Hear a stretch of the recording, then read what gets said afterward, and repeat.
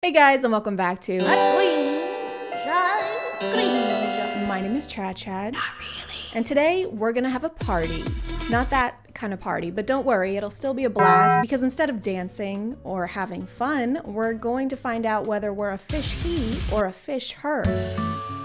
Gender reveal parties were birthed in 2008 by a blogger who decided to cut into her cake and let the color of frosting reveal her baby's gender. Little did she know she was starting a new custom involving family and celebration and wildfires. But before we start to babble about these TikToks, let's take a moment to babble about today's sponsor. This video is sponsored by Babbel, the language learning platform with over 10 million subscriptions worldwide. My mom and grandma speak Spanish, and sometimes they say super sweet things to me, like cállate and eres una decepción. You are a disappointment. So I decided it's time to freshen up my own Spanish and join the conversation. Babbel uses award-winning technology to make learning fun while teaching you how to speak a new language in as little as 3 weeks. If normal lessons aren't for you, Babbel offers engaging 10-minute lessons, games, videos, and even podcasts. They really want to avoid the monotony of teaching boring vocab words, so they teach real-world, practical conversations that would be used while traveling, working, or even in everyday relationships. Triste.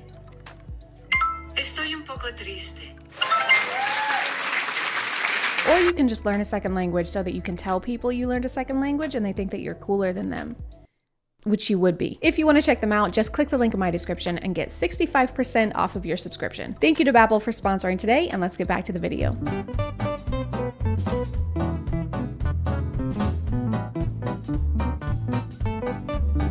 This is actually the TikTok that inspired me to make this video. It went so viral that literal news outlets started writing about it. I mean, it's just her first thought is to go hug him, and then all of the boys basically body slam her. But they do eventually include her. Like this guy towards the end hands her a phone, like she's a stranger at Disney World. Hey, you don't look busy. Can you take a picture of us? We just found out he's having a baby boy. I know, I'm the mom. I'm the pregnant one. Oh, no way. Wow, it is so nice to meet you. We've met before. Anyway, just make sure it's in portrait mode. Unfortunately, this is not an isolated incident because I found another gender reveal party where the same exact thing happens.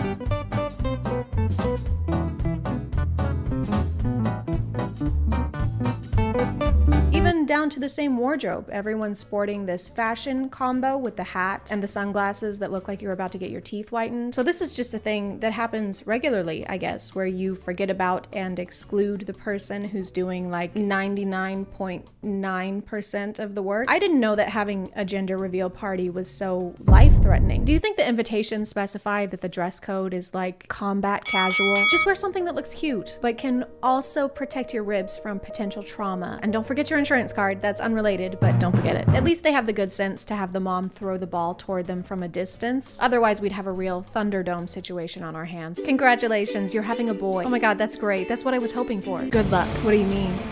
Wait, no, what? Is that a whole baseball team? But it's apparently pretty common to ignore the mother of your child at these things and just sprint in the opposite direction. The gender will get revealed and the dad just starts running off on his own little side quest.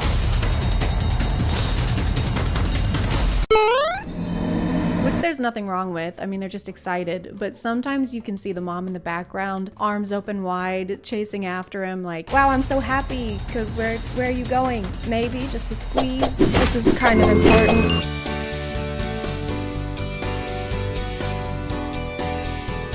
Will the baby have pink blood, or will they be a CBS show starring Tom Selleck? I'm not gonna pretend like this isn't a really creative way of doing this. It doesn't have the potential to cause physical injury to anyone or poison any aquatic life, which I can't say about all of these gender reveal parties. Like in this one, we're using a knife. We are using a knife to pop the balloon and pointing it towards the father in the general vicinity of the human that bleeds. And the baby is crying, obviously, because it just witnessed attempted manslaughter. Or you could try and poison all of your loved ones with toxic fumes, huh? Wouldn't that be a gas? Oh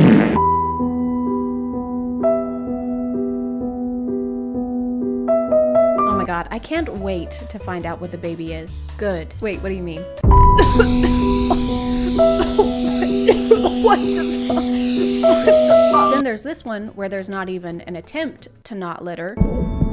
You know what, Mommy? I'm a girl. I hope that makes you happy. I always want to make you happy. I think it was planned, actually. They seem to have gone out of their way to ensure that plastic would end up in the river. What if instead of doing this on the grass, where we would have to pick up after ourselves, like peasants, we put it directly in the water, then we don't have to pick it up, and the world ends a little bit faster. It's a win-win. I'm gonna be a parent. Another popular theme is to use as much water as you can and then put it on a plane. As far as I can tell, it seems to be some kind of competition to see how much water you can waste, and you have to log in how many gallons you used each time you have a gender reveal party. And if you win, they show up to your house with a big check and balloons, which you will throw in the ocean, we hope. Or if you're feeling bored, you can simulate a tsunami just to feel something.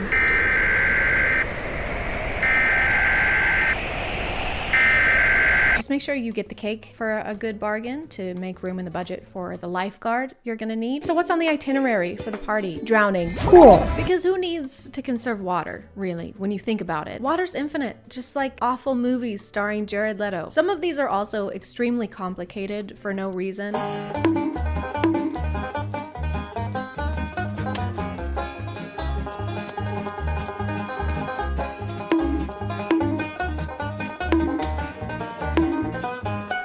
It's like the more steps involved in the reveal, the more gender you get, I guess, just in case you want an extra scoop of gender with your gender. Okay, so you're gonna open that box, okay, and then you're gonna pop each of those balloons individually with a spoon, okay, and then when the balloons, they have legs, start running at 30 miles per hour, which doesn't sound that fast, but Usain Bolt can only do 27.3, and then you're gonna can you just tell me what genitals my kid is gonna have? Or you have others where you build a wall just to demolish it, like an episode of Extreme Makeover in reverse.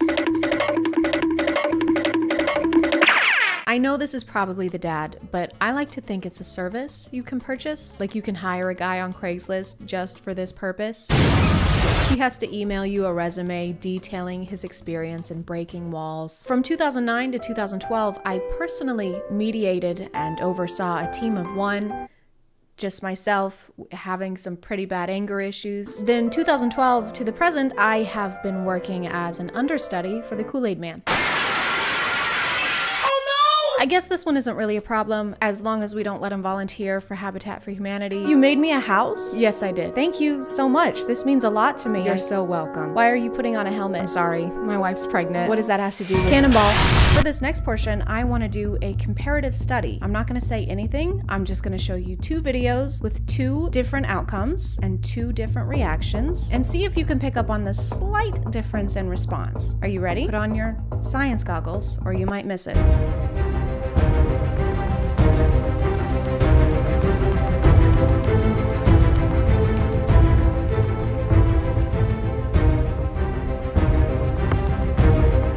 Did you see it? The second one didn't have any fireworks. I think there's a fine line between being a little let down and making your daughter regret being born.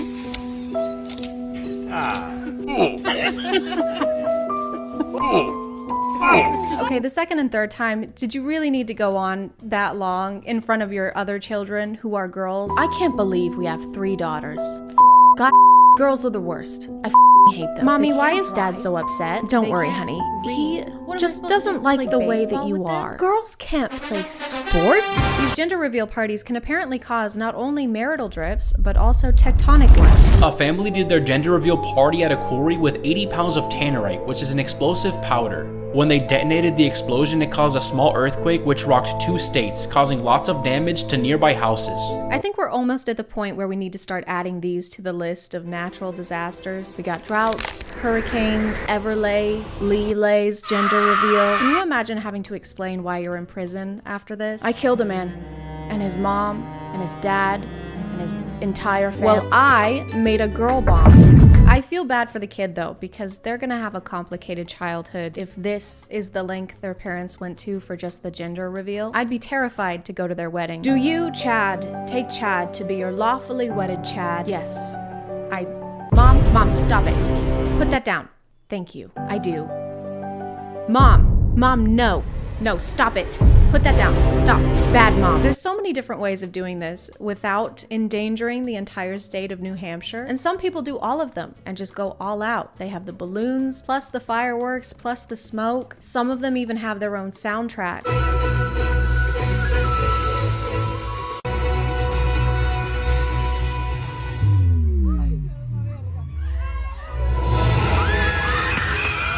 And I honestly admire the setup. It's exciting. I feel like we're watching a movie and approaching the climax. After years of fighting and struggling and breaking walls, we've sacrificed much. Too much, but no more. Because today, everything we've worked for has paid off. And it's finally time to pop the balloon. Everyone do a countdown. 3, 2, 1. Oh my God, it's a pollution. Oh, wow. I had a hunch. I just knew it. I had a feeling. I'm gonna call it there, guys. Thank you for subscribing. And if you are still here, thank you so much for watching. I appreciate you clicking on my video out of all the videos that are on here. And I'll see you next time. Okay, bye.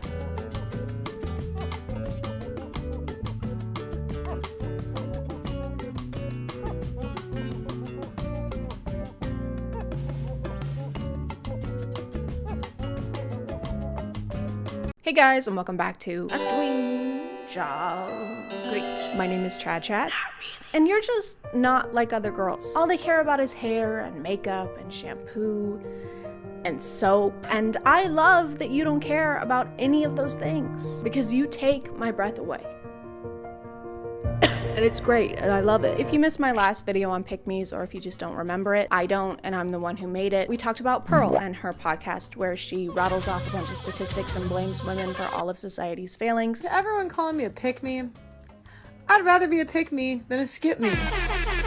That was over 6 months ago, and she still doesn't seem to have found a high-value man yet. I don't know how you can be a booger and still not get picked, but this genre has been infiltrating the internet and actually finding big followings by posting a bunch of podcast clips where they just target a really specific audience. Someone really needs to start getting them aprons, not because they're women, but just because of all the catering that they're doing. At this point, it's impossible to tell who actually believes what they're saying and who's saying the most outlandish thing they can think of to go viral. It's like a game of Boy Who Cried Wolf, but they're crying misogyny. Women belong in the kitchen. What is wrong with you? I'm sorry. I didn't mean it. It's just finances have been tough, and I'm sorry to hear that. Women don't have hobbies. Oh my God, what? I had to get a crown and insurance won't cover it. I mean, that sucks. That it really does. I'm sorry. Females shouldn't vote. Okay, you need to leave. They're gonna start withholding my paychecks. The most recent example is probably this clip. I please my man in every way. All the ways. Wake him up. He gets to nut. Before he leaves out the door, at work, I am calling him like, come outside, it's your lunch break. It's time for you to get your nut off. When he gets home, he's getting fed. He is getting another nut. What if everyone misunderstood this TikTok and she's actually just an extreme version of Almond Mom? He wakes up, he gets some cashews. He gets home from work, macadamias. You might even get some flax seeds at bedtime if I'm feeling kinky. Babe, I want a burger. You're getting flax! And one before bed, or two if he's lucky. Who wants this? Who genuinely is asking for this? That's too many times in one day. You would constantly be on the verge of passing out. I'm not Gwyneth Paltrow. I don't want 8 nuts a day. I don't think this is a real podcast, but if it was, I just want to know who she's talking to, because this is set up like it's a solo podcast, but she's talking to somebody off camera and laughing like they're reacting to what she's saying, but we can't see them. It's like she's holding someone hostage just off screen and forcing them to listen. I would know because that's how I film my videos. I'm just kidding. That's a funny little joke that I like to tell. It's just a joke.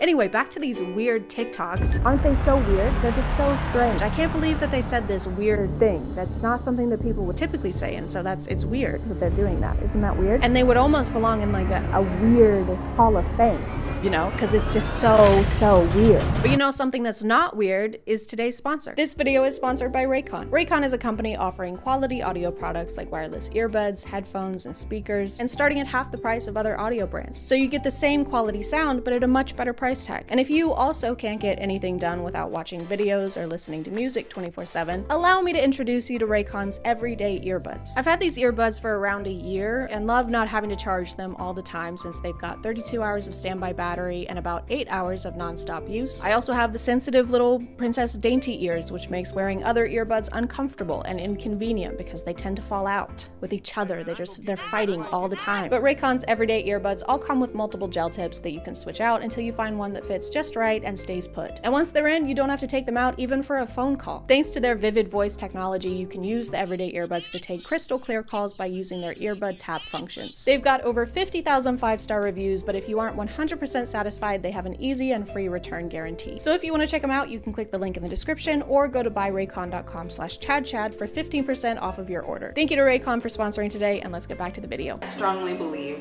that every single man should get off every single day. Non-negotiable. If your ass has a man and you are not making him every single day, then you are not a woman. Because hello, welcome to 2023. It's 2023, ladies. Get with the times. Making a man your #1 priority is the next big thing. Never been done before. Heard of it? It's never been done before, so probably not. This is another thing I've seen pretty often where women threaten that if you don't keep your man happy, he'll get stolen away from you. Somebody will keep your man happy. But if this is what it takes to keep him around, then that might be for the best. If you don't quit your job and give up all your free time to spend 6 hours a day getting your man off, then someone else will. And that would suck really hard. Unlike you. She keeps cradling the mic in her hand for some reason, and it doesn't really matter because she's not using the mic audio and is using the camera audio. Man should get off. Because if she was, then it would sound like, I think men should dump their loads wherever and whenever they want. Really, City Hall, funerals, the zoo, anywhere they want, really. She has a lot of beliefs that we've heard before, like how women are essentially prizes that you claim for making a lot of money. Guys should not chase women. They should chase money. Why? Because the more money you have, the more women you'll have.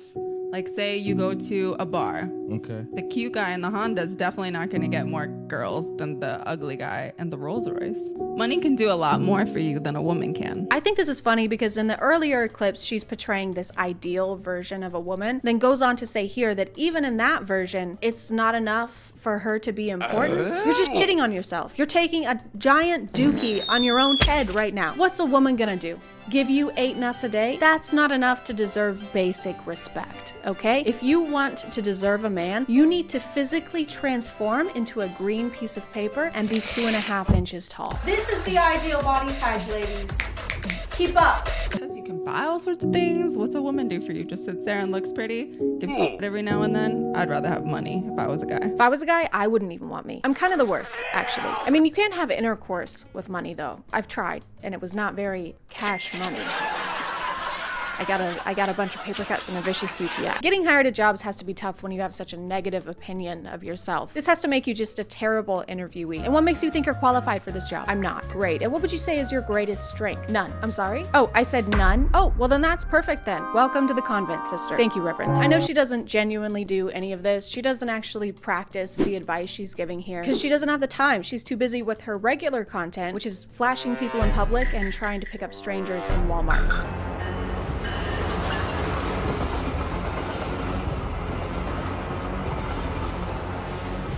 Setting aside the illegal aspect of this, I don't think anyone is actually in this train. All the windows are closed, which I'm pretty sure means there's no passengers inside. So she's essentially just flashing a train. Hey Thomas, the mayor said you're running late again. Hey Gordon, tell the mayor he can go fuck. Hey boys. Oh my god. Oh look, a caboose. This is such a big risk to take for no one to see it. Imagine committing a crime like robbing a bank and then finding out that you actually robbed a hologram of a bank. It's like performing to an empty room, but then at the end you get registered as a sex offender. And then I said, no officer, that's just my wife.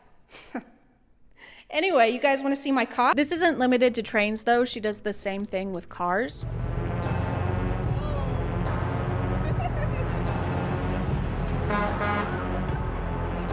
After a few of these videos, I realized she's not actually flashing people because you can see her clothes if you pause at the right moment. But I still don't think that the people in the cars are in on it, so I'm really confused on why they're reacting the way that they are. Some of them are grinning and taking out their phones to take pictures, when in reality, what's in front of them is an outfit, I guess. Something terrible just happened to me. Oh my god, it was awful. Why, what happened? What is it? I was walking through the parking lot and this lady came up to me in a trench coat and then she opened up the front and she showed me her OOTD. Oh my god. Look, there she is now. Oh my god. Stop it. Oh my god, stop. You need to stop it. This is disgusting. You need to get out of here. You should be ashamed. You can't keep getting away with this. When she's not pretending to commit crimes, she's talking to random men in grocery stores. I said, are you a parking ticket? Because you have fine written all over you. No, thanks. No? Thanks.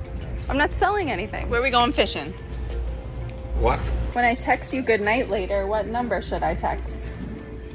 Who are you? They're always really confused, as anyone would be, by someone coming up to you and sticking their phone in your face. Like this? Do you like this? Do you want to go out with me? Does this make you want to nut? Do you want to nut right now? She's also saying terrible pickup lines at the same time as shoving the phone in their face, and they have no idea what she's saying. So she ends up having to say it 2 or 3 times. Is your name Google? Sorry? Is your name Google? Is your name Google? No? You have everything I'm searching for. She has to say it so many times that I'm starting to think it's not a pickup line and she's just actually looking for someone named Google. Hey, have you seen my friend, Google? No, sorry, ma'am. Have you seen my friend? No, sorry. I've seen him. Bing. Looks like I'm your friend now. What did you do? What needed to be done? Why is my poop green? Because you have cancer. I fucking knew it. On top of the pickup line, she also does other pranky things in Walmart, like jumping out of trash cans, jumping into people's carts. She even jumps into the seat of one of these Walmart floor scrubbing machines. Can I have a ride? Can I have a ride? Jump on? Dale! Which is so fucking crazy. She could potentially get this guy fired for letting a customer hop on this machinery or cause an accident because she even grabs the steering wheel at some point. I may have cost someone their job and they may be unable to afford food, but I got 24,000 likes on TikTok, so I'd say it was worth it. But she also does this other less dangerous thing where she'll stand near somebody, pretend to be on the phone, and then talk about what they're wearing. If I saw a guy in a striped shirt, he would be mine. Striped shirt and blue pants. It's my favorite. My favorite kind of guy. This poor man is just trying to go home. He's trying to ignore her and she just keeps following him. And blue shoes? And the way she's pretending to talk to someone about them is so unnerving. If I saw a guy in Fila shoes, I would take him home with me. Blue shorts and Fila shoes. Sometimes it's less like she's describing a guy and more like she's describing her next meal. If I saw a guy who was wearing a gray hoodie with green shoes, I would take him home with me and cook him. Slather them up in oil, pop them in the oven, 450 degrees for 3 hours. Can somebody help me, please? Jesus Christ, help! So obviously not all of her content qualifies as pick-me behavior. She's kind of covering a lot of ground here. But I think if I had to summarize it, I would say basically everything that a creepy old man would do in a parking garage.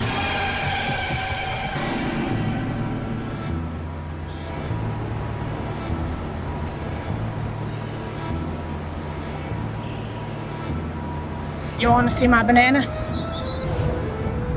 It's old and it has spots. You're old and have spots! White shoes, cargo pants, spot t-shirt, glasses. No, his family wouldn't mess with him now. Got a tight little ass. Are you from IKEA? No, Are you from IKEA? I'm not, no. You're not from IKEA? Cause I could get lost in you, boy. Are you an elevator? Cause you got me floored. Did it hurt? Did it hurt? No. When you fell down from heaven? Did it hurt? Look at me! Do these match? Does it clash? Rate my fit!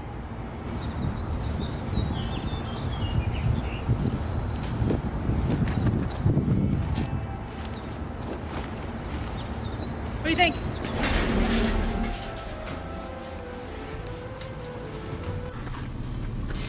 Oh my god. Have another one. Are you from IKEA? No. Can I have a ride? Get out! Can I have a ride? No, get out! Give me a ride. No!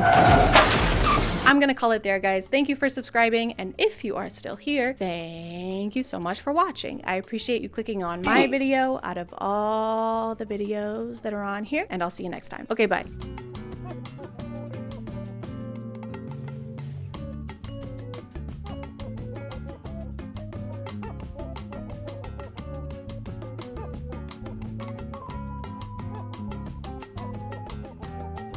Comedy. What is comedy? Why is comedy? Where am I? Help.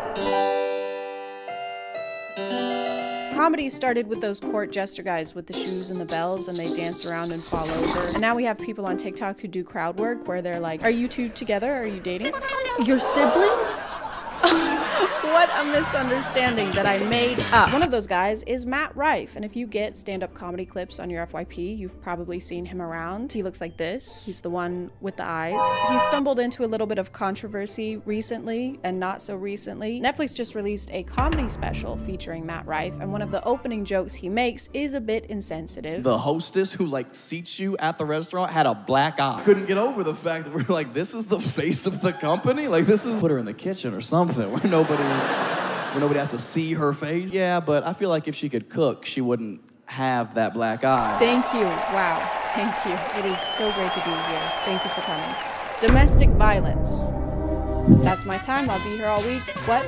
I will not be here all week. I've been asked to leave. Not only is the joke in poor taste, but given the fact that his audience is mostly female and his success on social media is mostly thanks to his female audience, there was some backlash. I watched the first 3 minutes of the Matt Rife comedy special on Netflix and turned it off. So many people have dark humor mixed up. Dark humor is when you make a funny joke about something unfortunate that you have experienced, not other people's experience. A comedian ruining his relationship with a large portion of his fan base because he wanted to be like all the other boring-ass Netflix special you can't tell a joke anymore crowd is actually just depressing. And Matt responded to the criticism with a leveled, thought-out, heartfelt statement. Just kidding, he posted this. If you've ever been offended by a joke I've told, here's a link to my official apology. And the link is to special needs helmets. Really putting the median and comedian there. Hello? It's 2016 YouTube. They said they want their... Oh. Okay, they're just yelling slurs now. One of his main things is that a lot of people find him attractive, especially Matt Rife. Matt Rife finds Matt Rife very attractive. I mean, people don't want to laugh at physically attractive people. You don't want to walk on stage and have people looking at your arms rather than listening to your jokes. I think it just makes me work that much harder on the material and the jokes that I'm trying to tell to get people to focus on the real show at hand. He thinks it hinders his comedy in some ways. He has to work harder because he's attractive. It's like a hurdle, how hot he is. Our hearts go out to him and his struggles. May he overcome. It just makes him seem like he'd be the kind of guy to stop and look at his reflection in every car window he passes by. Hey, I think that guy's trying to break into my car. No, I'm just sexy as fuck. Okay, well, no funny business. Oh, I'm already in that business. And since we're talking about businesses, let's talk about this one. This video is sponsored by Simper. Do you smell like poop? Do you smell like ugh? Ugh. Then Scentbird can help you with that. Scentbird is a subscription service that lets you test out designer fragrances every month for just $17. Their fragrances come in these cute portable cases. I use Scentbird all the time because I constantly forget to put smell good things on myself, but their cases are just the perfect size. So now I have one in my bathroom, I have one in my purse, I have one in my car. So no matter how forgetful and stinky my brain is, I will smell good. Scentbird has affordable and flexible subscription plans you can skip or cancel at any time with no hassles. You get to pick which fragrance you want to try every month from over 600 different options. You get perfumes, you get colognes, you get unisex options. This month I got Candy Floral by Prada. It has hints of honey and peonies, and it really does smell like candy that I want to eat, but I won't. And this one is Mystère by Catherine Malandrino. And it smells like cranberries and cedarwood, and these both smell really good, and I can't pick a favorite, so I'm just gonna eat them both. I mean, wear them both. These come in vials with a 30-day supply of your fragrance, so you have plenty of time to test them out and experiment with different ones until you find the perfect one that suits you just right. If you wanna check them out, you can click the link in the description and use my coupon code TheChadX2 for 55% off. That's just a little over $7 for your first month. Thank you to Scentbird for sponsoring, and let's get back to the video. Matt's been doing comedy for a pretty long time, but he didn't find a lot of success until he started posting on TikTok. He didn't do anything? Did he not have a job the entire time you guys were together? He did. He did? He worked in the ER also? You broke up with a hero? After this video, his account blew up and he started posting more clips of crowd work. He started building this audience that was there for his funny interactions with crowd members, but also how much they liked his face and stuff. It's not like I made the conscious decision to be born a straight white male. I probably would have. But But he's made a couple comments during interviews that sound like he kind of resents the fact that his audience is mostly female. So they bring their boyfriends or husbands who are always reluctant because they fucking probably bought the tickets. Right. They didn't want to be there. And then like 20 minutes into the show, they realize like my comedy is so much more for guys than it is girls. It's so funny. My live shows, to me, I've always gone for the tone of like, I just wanted to feel like a hangout with the boys. My comedy is for boys only. No girls allowed. To get into my shows, you have to bring 2 forms of ID and wash your face like this. A couple different times he's talked about how he doesn't want his content geared towards women and he makes it trying to appeal to guys. One thing that I wanted to tackle in this special was showing people that despite what you think about me online, I don't pander my career to women. I would argue this special is way more for guys. But why do we have to gender comedy? If you can only make jokes that 50% of the population might find funny, doesn't that mean that you're 50% less good at making jokes? And you're making 50% less money too. If I make a type of butter that only tastes good to half the population, all I'm doing is limiting my profit margin. He mentions he doesn't pander to women, but a lot of his clips are of crowd work where he's flirting with them. I seem frustrated. A gift maybe help? Baby, after the show. Thank you so much. What's your name?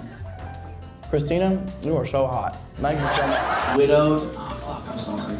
How long ago, don't mind me asking? 1 year? Oh, that's so recent. Is he back on the market or what?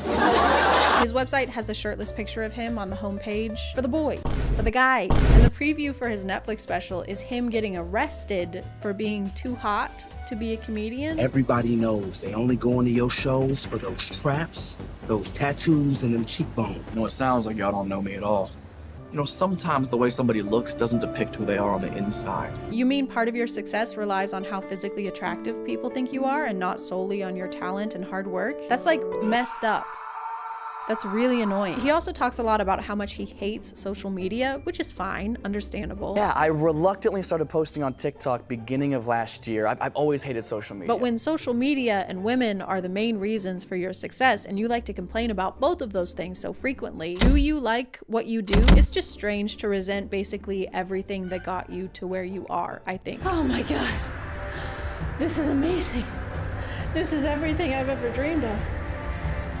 These boots, this jacket, this tent, this axe, this rope. I fucking hate rope. It seems like he's trying to separate himself from the crowd work comedy, which I think he's good at, and transfer over to the dark, edgy humor comedy. You guys ready to be offended? Because we don't have enough of that. He called his tour the Problematic World Tour because he's problematic. He loves problems and having problems and making problems. Pythagoras is jealous. He's quaking. And it kind of seems like it's working. I keep seeing comments from dudes on TikTok calling him a legend now. I didn't like Matt Rife until this video. Is Matt Rife for the boys now? He might be losing fans, but also gaining new ones. That helmet joke was solid. And if you want a new audience that thinks PewDiePie did nothing wrong on the bridge, then there you go. This wasn't his first dance with controversy. There was a podcast clip that got him into some trouble where he compared female genitalia to chewed up gum. I don't love a giant. I don't want your pussy to look like the gum from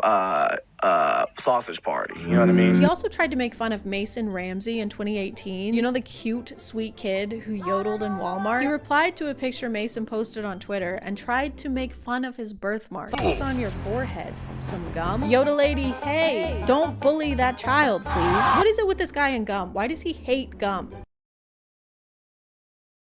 Then he tried to backtrack and say he actually wanted to know. Was genuinely curious, LOL. I've got your new single on repeat, little man. No, you didn't. What, you just had a sudden interest in dermatology? Hey, what the fuck's wrong with your face? I have a skin condition. Okay, Jesus, I was just curious. Take these twice a day and it should clear up. Okay, thanks, doc. This wasn't a controversy, but he posted a clip from one of his shows where a woman starts having a seizure in the crowd and the screen cuts to black and starts playing this peppy ukulele music. Oh, shit. Yo, can we get a paramedic real quick? Paramedic, please?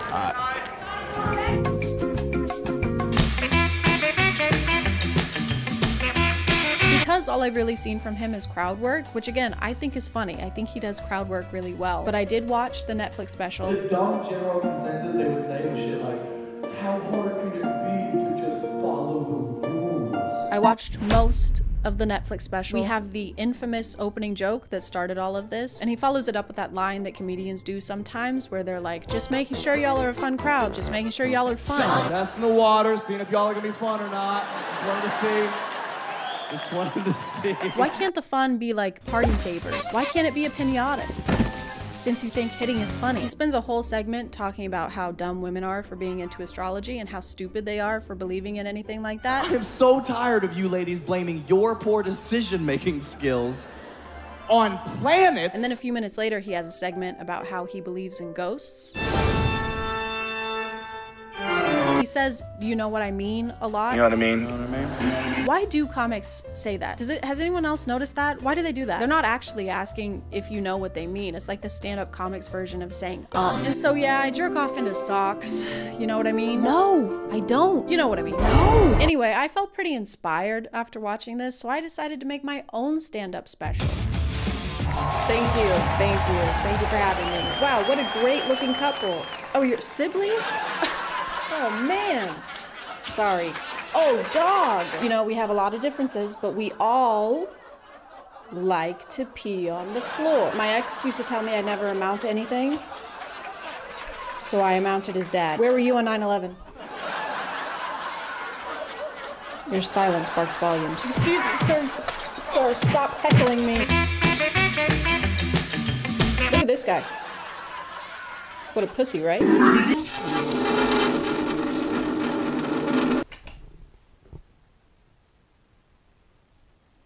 Stand-up comedy. That's my time. Thank you. Stand-up comedy. I'm gonna call it there, guys. Thank you for subscribing, and if you are still here, thank you so much for watching. I appreciate you clicking on my video out of all the videos that are on here, and I'll see you next time. And thank you again to Scentbird for sponsoring this video. Don't forget to use code TheChadX2 and click the link below for 55% off your first month. Okay, bye.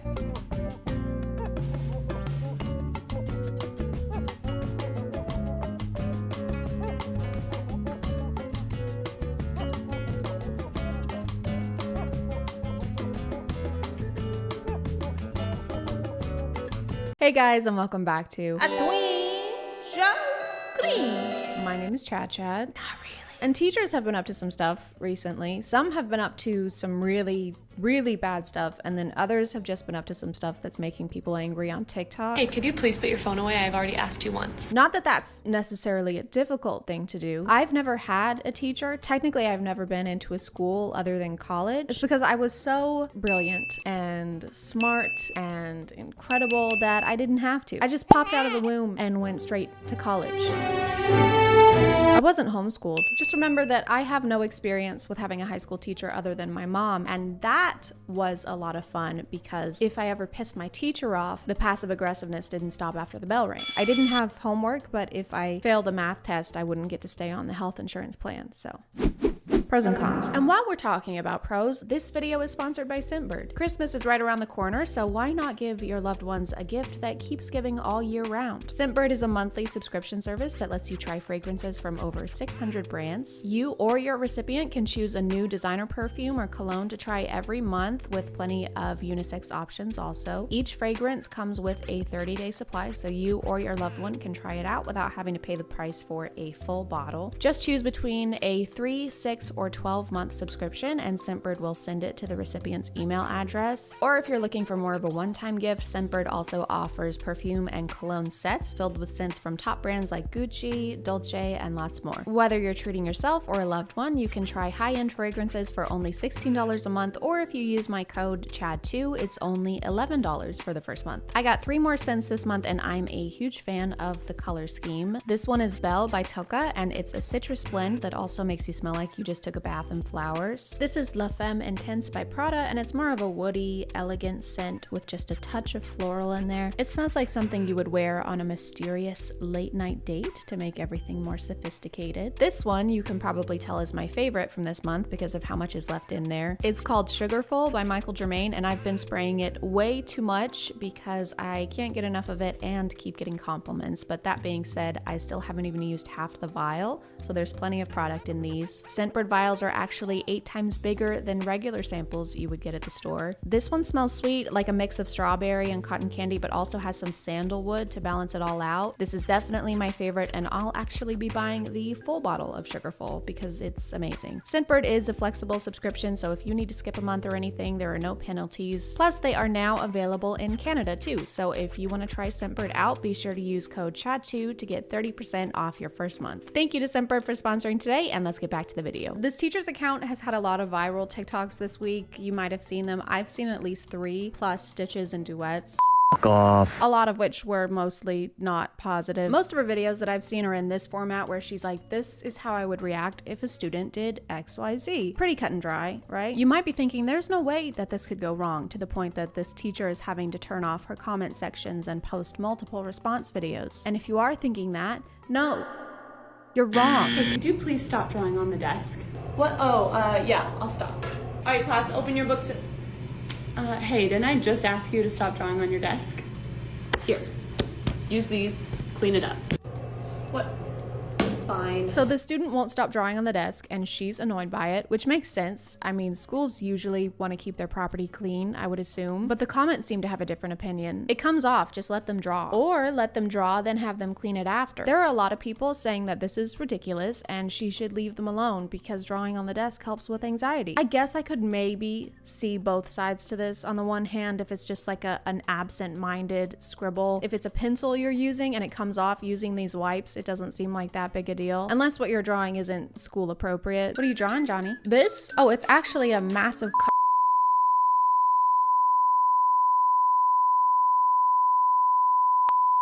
butthole. Okay, well, please clean it up. Just let him draw. He has anxiety. But I can also see being a teacher and this kid isn't listening to you while you're trying to keep your classroom clean. Teachers don't get paid a lot, guys. I don't know if you've heard or not. Definitely not enough to be like guardians of the school desks. I can't say that without sounding like a Visco girl. Desks. Desks. Desks. Like, is that in the job description for being a teacher? Must be able to teach kids 9 through 12, must make TikToks between class periods, and must personally ensure the safety and quality of all desks on school grounds with your life. Or you're fucking fired. Miss Cheney. Yeah? I've been trying to get all these drawings off of the desk, but they're just not coming out. Oh, you don't have to do that. You're not even the one that drew on the desk. But if during your work time you want to keep trying to get it off and make it your project, I'm totally fine with you doing that. By the end of the school year, these are going to be off of the desk. Okay, and now we're enlisting other students to try and get the drawings off. They're not even bad drawings. And if they haven't come off at this point, I think it's fate. They're supposed to be there. You might actually cause a Nexus event if you keep trying to erase them. Hey, Miss Cheney, can I go to the bathroom? Yeah, of course, go ahead. Okay, thanks. This is something I'll never understand about school, is having to ask to go to the bathroom. I have anxiety. Shocking, but it was a lot worse in high school, like a lot. If I had been in school and had to ask for permission to go to the bathroom, I just wouldn't do it. I would just remove the need to use the bathroom from my body. I would transcend morality. You have to raise your hand, the teacher stops talking and everyone looks at you, and then everybody is gonna know that you, a human being, use the bathroom. That's fucking embarrassing. All right, here you go. Hey, when you go to the bathroom, if you're getting a snack, could you just let me know? I don't understand the issue with this one because they got snacks. Kids eat a lot. They probably were just hungry and grabbed them from the vending machine on the way back. Not really what I would call sus unless they came back through the vent. Bye everyone, have a great day. See you tomorrow. Hey, can I chat with you for just a sec? Okay, so do you have any medical conditions I need to be made aware of? Are you legally allowed to ask a student that? Like, are you allowed to just go up to them and be like, hey, I was just wondering, is there a particular reason, perhaps a medical one, that you shit so often? Or is shitting violently and frequently just like a hobby of yours? The 10-15 minute bathroom breaks really need to end. Our class is only 45 minutes long, which means you are missing a lot of instruction by being gone for 15 minutes. Personally, I don't think I would ever be able to go up to a student and ask them what they're actually doing when they're using the bathroom. That just seems stressful for all parties involved. Maybe there's a better way to go about it, right? Like maybe you could have students fill out forms detailing their entire medical history the first day of class, or put security cameras in the bathroom stalls. It's way less intrusive. I think the biggest reason I've seen so many angry comments on this account is about this particular topic, which is students having cell phones in class. Hey, can you please put your phone away? Thank you. Hey, could you please put your phone away? I've already asked you once. Thanks. Okay, here's the deal. I shouldn't have to ask you 3 times to put your phone away. I can see that you're playing a game. So you're gonna put your phone in the phone jail and it'll sit over there until the end of class when you can pick it up right before you leave. Sound good? Here you go. She had to turn off comments on this one, but I've even seen people go onto her other videos just to leave a comment about this one because it made them that angry. Again, I've never been to a high school class, but if you don't want your phone taken away, then maybe just don't be on it when the teacher looks at you. I mean, whenever I was sitting in class, I would check my phone, but you have to do it discreetly. So it just seems like this student is bad at being sneaky. Like, if you can't check your phone without your teacher busting you every time, you kind of deserve to have your phone taken away at that point. Just get better at being deceitful. It's the right thing to do. I teach high school and I think this policy is very fair. If they finish early or if I tell them that they can go on their phones, then they can go on their phones. Also, if we have long class periods, which some days we do, I'll work in like a 5-minute phone break for them to have a brain break. But if it's work time, if I'm speaking, or if they're taking a test, phones should be put away. I mean, yeah, of course you can't be on your phone during a test. Why is that even an argument? Hey, Sarah. What's up? We're taking a test, as you know, and I couldn't help but notice you have all the answers pulled up on your phone. Yeah? Yeah, so I'm gonna have to take that. Yeah, you can't take it. It's my property. Okay, well then I have to fail you. I'll draw on the desk. No, please. Sarah, okay, don't touch the desk, all right? I am so sorry. Just forget I said anything. No, please. I looked for forever on her page for the TikTok that started all this drama, and apparently it got deleted, so all I could find was this duet. Are you sure you don't want to put it in here? It's Yeah. just going to sit over there until the end of class and you can pick it up before you leave. No? Okay, so that's blatant disrespect towards me, your teacher. So I'm going to call down to the office. An administrator will come down. They'll bring the school officer. The school officer? Is that like a security guard? So we're calling security because a student was watching TikToks in class. I mean, unless it's like during a test and the student is refusing to get off of their phone. But still, why wouldn't you just fail them on the test and then tell the kids' parents that they're being a shithead? I think it's mostly the delivery on this one. It's a little more intense and the comments are saying that it's condescending. My personal theory is just that a lot of people have had a similar experience to this with getting in trouble with a teacher, and the cadence of this video, So that's blatant disrespect towards me, your teacher. is sending them into what is known as the scientific response of fight, flight, or leave angry internet comments. She does other kinds of videos just generally talking about what it's like to work as a teacher. She also does what I ate for lunch today videos. She seems like a genuinely nice teacher who cares about teaching kids. I feel bad that she's having to turn off her comments, but I guess she had to make a follow-up for the desk drawing video because of the amount of negative comments on that one. All right, class, who can answer that? Hey, could you please not draw on your desk? I don't want it to stain the desk. I'll stop. But hey, could you please not draw on the desk? Yeah, sorry, I know. Okay, so here's a piece of paper for you to draw on instead of the desk, and here's a wipe to clean it off. Could you please do that for me? Do you not have to take paper to school anymore? Should you not at least have one piece of paper? If the students don't have paper, then why do they have pencils or pens? Doesn't add up. To combat the desk drawing, she might have to start collecting pens and pencils like she does cell phones before class. Hey, Sarah. Oh, hey, Teach. I couldn't help but notice that you've been using your pencil a lot during class, the pencil. So I'm just gonna have to ask that you put it in the pencil jail. No, put it in here. okay. It's just gonna sit over there until the end of class. It'll be waiting for you. I think I'm good. Okay, so that's blatant disrespect towards me, your teacher. I'm gonna have to contact the FBI and saw off 2 of your limbs with this rusty machete. As always, y'all can let me know what you think in the comments, but I'm gonna call it there. Also, if you're interested in Scentbird, be sure to use the link in my description or the code CHAD2. It does help out the channel. Plus, you get a discount off of your first month. And if you are still here, thank you so much for watching. I appreciate you clicking on my video out of all the videos that are on here, and I'll see you next time. Okay, bye.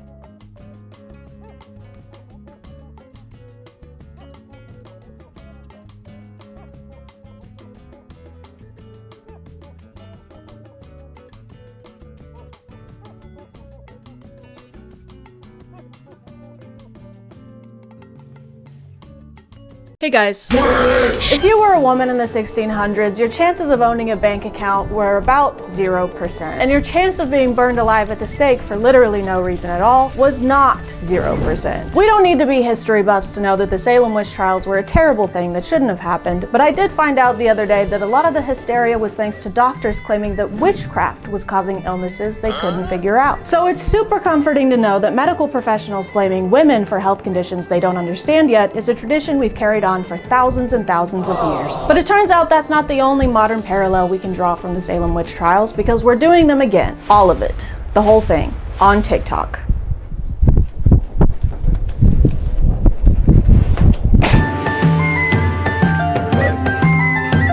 We may not be putting people on legal trial for witchcraft anymore, but that's not going to stop the internet from throwing allegations around. Makeup is witchcraft. I said what I said. Anytime you have to start trying to cover up and reconstruct your face with different powders and blushes and... She's wearing lip gloss as she says this, by the way. Lips don't shine like that on their own, by the way. She also keeps mentioning Transformers in this video. We got the men, you know, these Transformers, they out here looking more feminine than the women. And I don't really know why. Like, what does putting on a little mascara have to do with the battle between Autobots and the Decepticons? I like how we constantly hear variations of this on how makeup shouldn't be allowed because it changes our appearance too much. You don't look like that for real. With the makeup on and with the makeup off, you look like two completely different people. You're transforming. It's witchcraft. Like, okay, since when is changing how something looks a bad thing? Does she also hate it when people paint a room? Whatever you do not renovate your bathroom around this lady. She's gonna freak the fuck out. A lot of these videos frame witches as being this kind of secret agent whose mission is to infiltrate the church. Okay, this is gonna sound crazy to some of you, but it needs to be said because it's real. Why did she slap us like that? What did we do? Does she think we're witches?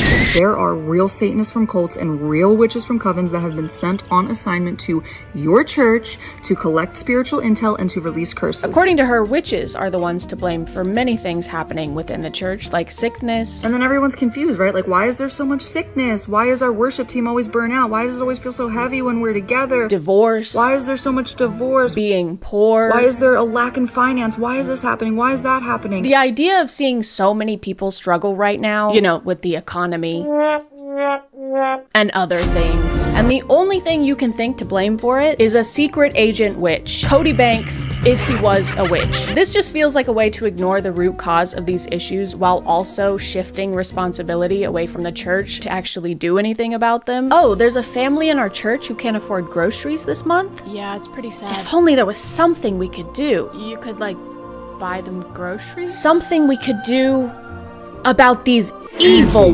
witches. She also lets us know that witches are sometimes sent after specific people. There was a witch that was sent on assignment against me. She saw my testimony. She got smacked by the glory of God. She repented, turned from her cult, and was born again. Hallelujah. Kind of like a hitman. But so far, the only hits have come from her. So I think her implication is that the witches are sent to find Christians and convert them over to their side, which is terrible. How dare they invade someone else's space and then try and force their beliefs onto people? What a horrible and never been done before thing to do. But a not horrible thing to do would be to talk about today's sponsor. This video is sponsored by Bombas. Guys, summer is almost here, and while many people are working on their summer bodies, not many are working on their summer feetsies. And that's just as important. But you can make sure your feet are summer ready with a little help from Bombas. Bombas is a comfort-focused brand that's got all your basics covered, like socks, slippers, underwear, and even shoes. Their Friday sandals are built to go wherever you go, whether that's grocery shopping or doing parkour in the street. Please do not do parkour in the street. They're made with comfy, waterproof materials, and thanks to the cupped footbed and dual strap design, they're not going anywhere. Except for the cool zone, or in cool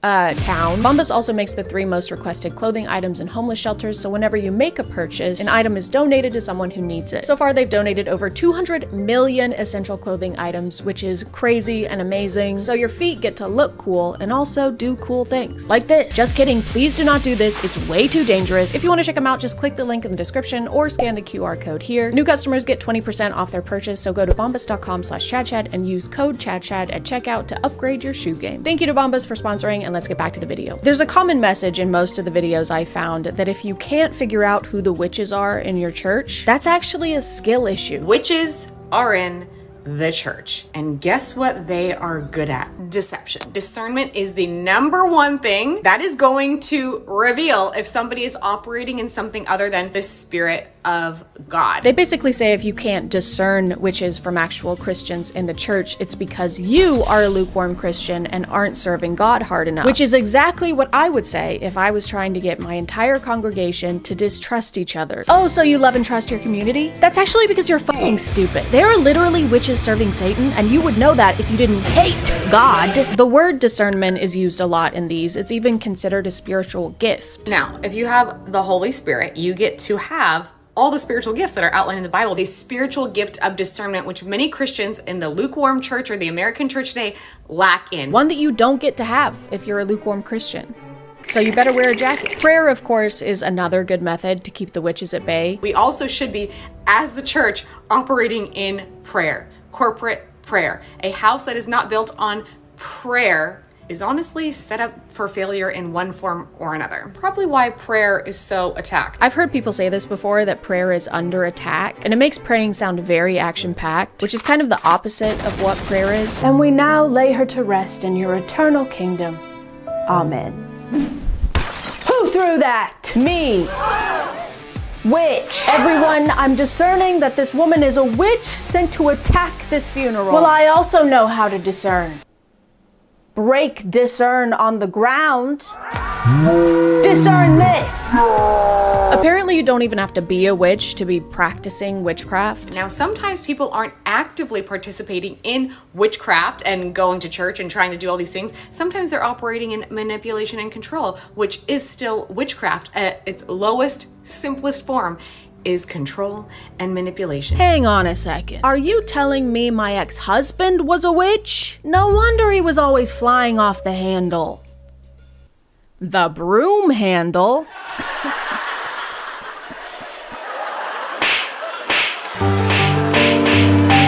By the way, if you don't spot the witches in your congregation fast enough, they're gonna curse you. Can witches' curses affect Christians? Most Christians don't believe that they could possibly be cursed by a witch or warlock. He also says they'll have a much easier time cursing you if you haven't repented for your sins enough. Unrepentant sin in your life, which is rebellion to the Lord, which many Christians are in. Or if you're too prideful. Pride will be number 3, which most Christians are walking in. Also, many witches will astral project into your home and then monitor you. You mean they're gonna project their asses into my home? Astral project. I don't see a downside to this. I'm only seeing a backside here. These videos never really specify what's gonna happen after you're cursed by a witch. They mostly just talk about how it will happen and it will be your fault. Like, even if you accept a gift from one, you're screwed. Also, having anything given to you from a witch or a warlock in your possession, like jewelry, books, clothing, food, which will make a spiritual contract. Which has got to make church potlucks a little awkward. Rebecca, do you want some chili? Ooh, that looks delish, Stacy, but no, I'm okay. What, you don't like my chili? No,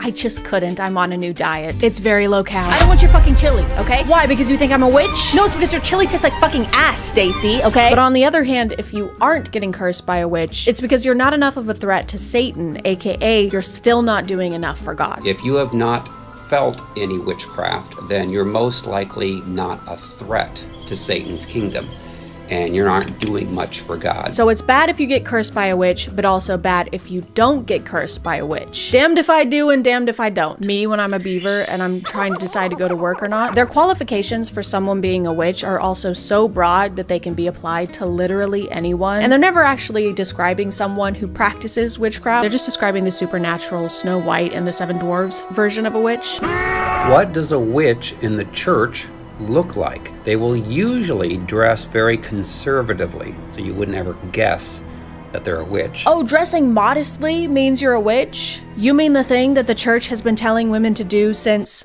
forever? Put some clothes on, whore! Okay. Take some clothes off, you witch! Okay. Does this mean that the Duggars are witches? Is that why they had so many kids? So they can Hansel and Gretel them? That's why they've always got the kids cleaning the kitchen, so they can trap them in the oven, like the Visit. Extremely good at acting godly, give you words from God. They want to put their hands on you in prayer. Their laugh can sound like a cackle. So if someone dresses modestly, or appears to be a good and godly Christian, or just has a kind of funny laugh, that means that they're a witch? You just incriminated about 95% of any congregation. You just described Seth Rogen. Seth Rogen is a witch now. This is what I mean, dude. Whenever they're describing the big, bad, scary witches, they're actually just describing regular people that we encounter every single day. These witches are using biblical language. I just came across this lady on TikTok, and gorgeous, so pretty. And that's always something that I know. If someone's beauty is very exaggerated. So when someone is beautiful, that makes you suspicious of them? Oh wow, you are so pretty. Oh, thank you. Too pretty. But then my spirit was like, this doesn't sound right. And I went to her page and I was looking at her stuff, and nothing was outwardly witchy. Like, she didn't say she was a witch. There was no like information that gave specifically witch. So you saw a woman on TikTok who wasn't a witch, whose account had nothing to do with being a witch, and by your own admission had nothing outwardly witchy going on, and yet you still came to the conclusion that she's a witch? I go to her link in her bio, and I'm like, oh, this is like heavily Christian language. And I said, okay, witchcraft confirmed. I wonder where we've seen this kind of thinking before. I wonder if there's any other times in history where women have been labeled as witches despite there being no evidence to back those claims. Their explanation of witches are so dramatic and demonizing that it kind of feels like the Santa Claus for church-attending adults. The best protection against witchcraft is to forgive everyone. Humble yourself from all pride in your life. Repent for your sins. If you're good all year and on your very best behavior, then the big bad witches can't project their asses into your room and tell God that you're watching OnlyFans models twerk on dildos shaped like tentacles, okay? It's definitely a type of fear-mongering, but to what end? Like, what is the point in doing this? I'm not actually asking, I just said that for a segue. I know what the reason is. Money! Wow, what a surprising surprise! They're all doing this to sell something on the internet! I have a book called Freedom from Soul Wounds and Demons. Not only is he selling a book that teaches you how to protect yourself from witches, he's also selling an online course. Of course! Of course he is! This creator is also selling an online course, which is really funny because of this. Child, as I'm reading the descriptions, she's like, this course is to help you, find the power within. So this is your daily reminder that the witches are getting really good. So you saw her selling an online Christian course and decided that that conclusively proves that she's a witch, when you yourself are also selling an online Christian course and a book. These people need to stop writing books and start reading them. Please, touch book. This creator also falls into the selling an online course category, but she belongs in a special subcategory that I found and like to call used to be a witch but then became a Christian and isn't a witch anymore, but now they spill all the insider secrets and all the hot goss about being a witch as a career now on the internet. It's a working title. I didn't really feel weird about Halloween until I got delivered of demonic spirits. It glorifies demons. It glorifies darkness. It glorifies and celebrates death. It's actually disgusting, some of the Halloween decor that I see on people's front lawns. I can't believe that. How could we put that in our front yard? You don't like when death is celebrated or when imagery involving death is in people's front yards. You're gonna hate Easter. Wait until I tell you about what happened on the cross, dude. You know, the one that people put in their yards and on their bodies and in their churches? This subcategory is mostly people claiming that practicing witchcraft made them a horrible person, while also sounding like they know nothing about witchcraft. She said, my husband had an affair with a woman at work. How much you charge me to destroy her? Holy shit, it's an actual witch hitman. Oh no, it's Agent 666. Wingardium Levio, kill that bitch. Okay, if your husband is cheating on you, don't hire a witch to kill that woman. Hire a witch to kill your husband. How much you charge me? I said, I charge you $10,000. This story is so unrealistic. You're telling me you agreed to kill someone for $10,000? That's it? That barely even covers the cost of materials. Have you ever bought a coffin? That leaves you with like $1,000 profit, max. Guys, who the hell is Max? This grift relies on engaging a Christian audience by demonizing non-Christians. So of course he has to pretend like when he was a witch, he actively hated all Christians. She said, by the way, she's Christian. I said, well, I do it for free. It's like in God's Not Dead, when the only way they can portray an atheist character is by making them the evilest person alive. Oh my god, a puppy! I fucking hate those things. Wow, look at this gorgeous sunset. It makes me sick. Oh my god, is that premarital sex?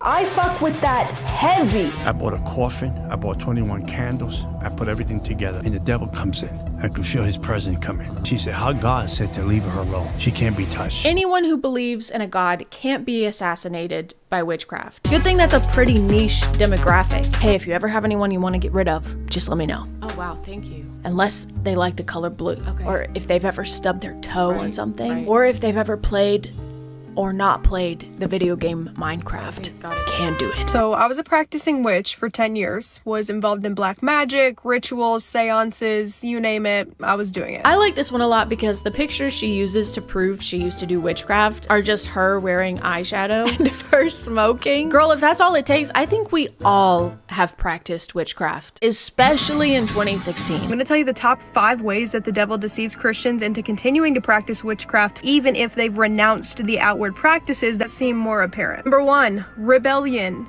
is witchcraft. So this is rebellion to your husband.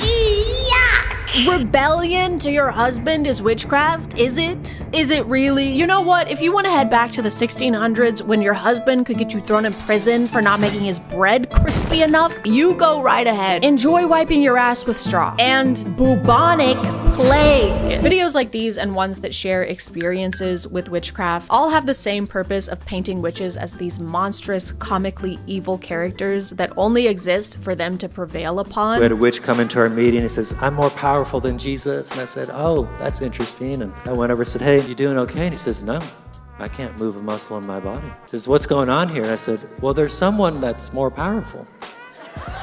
Here. This is just Wattpad for boys. He's basically writing fanfic where he has magical powers and defeats the other guy with magical powers because his magical powers are better and stronger. When they talk about witches, they aren't thinking of a person. It's really just a pawn that they're using in order to win battles, except the battles are invisible and made up, so they win every time. Their message is this double-edged sword that makes you suspicious of your community, mainly women, let's be honest, and paints other religions as something people need to repent and recover from. And since most of this is happening online and is coming from people who are ranting in their rooms or in their cars, it's easy to forget the kind of real world effects this kind of messaging can have and has had historically. The other day I saw this video of a woman getting her hair done at a salon, but for a reason we're going to talk about more in a minute, she has some blood in her hair. I need you to wash the chicken blood out of her hair. Wait, why do you have chicken blood in your hair though? Which is not something that I would personally want to wash out of someone's hair if I was a hairdresser. But these are her friends, they're her regular hairdressers, and they did. They show her transformation at the end, and she looks amazing. Her new hair is clearly giving her a confidence boost because she's smiling and she's glowing. So imagine my confusion when I looked in the comments and saw this. In the name of Jesus, I rebuke any negative energy from this video. Witchcraft is real! That was a destiny swap spell for sure. That was 100% a fate swap. She took someone else's life to better hers. I don't know witchcraft, but I know Jesus, and that isn't right. Nobody's talking about how she looks so drained in the beginning of the video, but at the end, she's literally refreshed. You mean like how people go and get their hair done, and then afterwards they look refreshed because they just got their hair done? Let me not start talking about the pasta ritual that some women do. I don't know what that means. Is that like when you go to Olive Garden and you eat the Alfredo tortellini dish and it's really, really yummy? I like that ritual. That's a good ritual. People on TikTok immediately started labeling her as a witch, saying that this was some kind of witchcraft where she was trying to swap fates with someone. That bitch is a witch. That's witchcraft. That's evil as fuck. But worst of all, claiming that she had cast a spell here that caused the death of her friend's child. The stylist who washed the chicken blood out of her hair, her baby girl passed away not long after that. That is how dangerous this is. That is how immoral and evil this stuff is. This video is what inspired me to talk about this because unlike the other ones I've shown, this was directed at an actual person. This was a literal modern day witch hunt. She's gonna pay for that. The woman who done that is gonna pay for that. In reality, this woman practices Santeria, which is a religion that started in Afro-Cuban communities. She made a comment explaining this and that the blood was there as part of a protection ritual she was doing for herself because she was about to go on a trip, which has now been deleted because people were harassing her and accusing her of causing the death of one of her loved ones. And on that day, all I got was a hair rogation. A hair rogation is completely harmless. It's just a head cleansing for like protection. And an animal of choice wasn't even a chicken. I'm not evil, I'm not no demon. I'm not out here trying to get nobody's soul. I'm not sacrificing anything. This is extremely demonic. Girl, why is everyone acting like they've never seen blood used in any religion? It's literally used routinely in Christianity. Her daughter died the next day. It wasn't the next day, it was months later. This is like saying, oh, I went to church on Sunday and then on Monday, my husband died in a car crash. Clearly it was going to church that made my husband die in a car crash. But still people were commenting stuff like, okay, yeah, it may be part of her religion, but I don't care, there was blood involved. And so if there's blood involved, that makes it bad and scary. And all I have to say to that is, are you fucking dumb? Are you fucking dumb? Are you fucking dumb?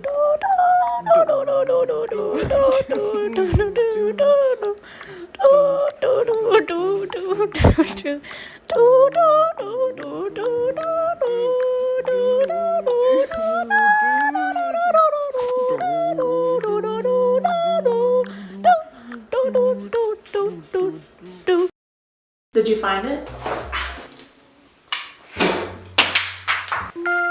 Guess who thinks it isn't necessary to wear a mask during a worldwide pandemic? This bitch don't. You might be thinking, whoa, whoa, whoa, whoa, whoa, whoa, whoa, whoa. These could be pre-recorded. Or she could live somewhere that's not the US of A, that actually tried to contain coronavirus. And you'd be wrong, and you'd be wrong, and you'd be wrong. Neither. This store has Valentine's decorations out on the aisles, so they weren't pre-recorded. And I looked it up and she was born in Florida. I wanted to make sure she still lived in Florida, so I did some expert sleuthing to find the gym that she goes to. Found it was in Florida. Then turns out I didn't even need to do any of that fucking sleuthing because she literally just says she lives in Florida. I live in the Sunshine State. I live in Florida. In a Q&A video that I found later. Which makes fucking sense. I truly wanted to believe that a creator with millions and millions of impressionable followers was not going to stores, restaurants, gyms, without even a Lana Del Rey mask in sight. As someone from the Deep South, I have zero patience left for people who think that wearing a mask is so inconvenient that they're willing to risk the safety of others. Even if she were to rent out the entire Walmart store every time she films a TikTok, which I'm sure she does, you should still wear a mask. Kids watch this shit. You're supposed to be setting a good example. Speaking of kids, her content is targeted to and consumed by them. She even acknowledges this in some of her videos that I've seen. I'm a burrito. Oh, not that girl. I don't like her. She's so annoying. Can't kidnap her. The kids love her. So why then are there so many references to growing a fat peach? They're not just references, actually. It's literally her slogan. Like, she says it at the beginning of videos. It's a great day to grow a fat peach. It's a great day to grow a fat peach. It's a great day to grow a fat peach. Good morning, world. It is a great day to grow a fat peach. And it's in her YouTube header on her channel. Why do kids need to worry about having a big ass? I don't even like saying that sentence. Young girls already see a slew of abs, poreless faces, and Photoshop bodies on a daily basis. They don't need their favorite influencer telling them to start working on their Kim K ass at the age of 11. And don't try and tell me they aren't kids. I've read the comments. Also, wear a mask to the gym, okay? Why do you like being outside so much? You see, sweetie, there was once a time where being outside was illegal, so, you know, count your blessings. Where is it illegal for you to go outside? You're literally outside right now. You do not get to complain. Some of us haven't left our houses and haven't done a single fun thing in almost a year. You've been going to Walmart and IHOP every single day without a fucking mask. Someone's grandma is dead, but at least you got your funfetti pancakes, am I right? This? Ooh, yeah. Stop messing with those chairs. There's coronavirus. You have no idea who's touching those. There is no way that she just ran into the fucking point like that. Yes, there's coronavirus. You dumbass. Ugh! I don't even have a joke for this. Oh, this is so pretty. I gotta touch it. Touchy touch, touchy touch. Can we get this? It's so soft. Stop! Put it down. We're not getting it. Let's go. Dang it! I think I got a boogie. Ooh. Stop! Don't pick your nose in public. That's embarrassing. Okay. Oh, that looks so shiny. I gotta touch it. Stop! There is literally an elderly woman in the background wearing a mask while you rub your face on that seat, shove your fingers up your nose, and then wipe your hands across those glasses that are on display without a mask. Hello, and welcome to a new segment. Let's call this one Amy Woe doing things that would be considered unhygienic even if there were not an ongoing pandemic.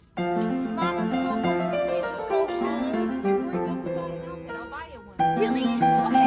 We're not leaving. You should have cake. Dang it. I'm just gonna sit right here. Don't sit on the floor.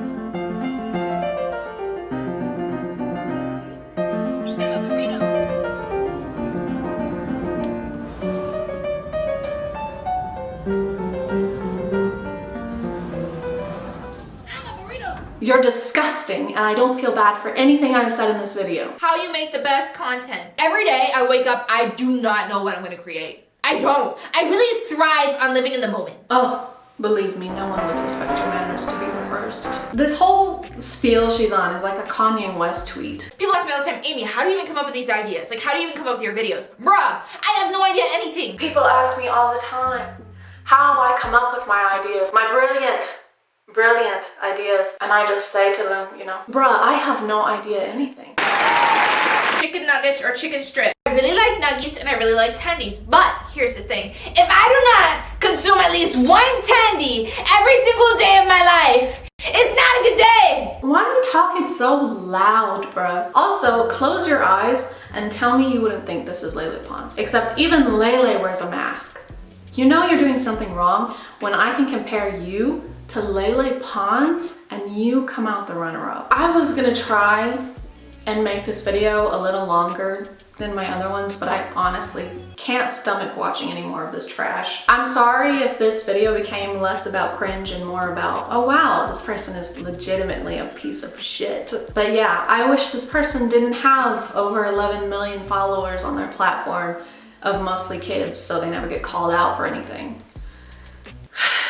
If you are still here, thank you so much for watching. I appreciate you clicking on my video out of all the videos that are on here, and I will see you next time. Okay, bye.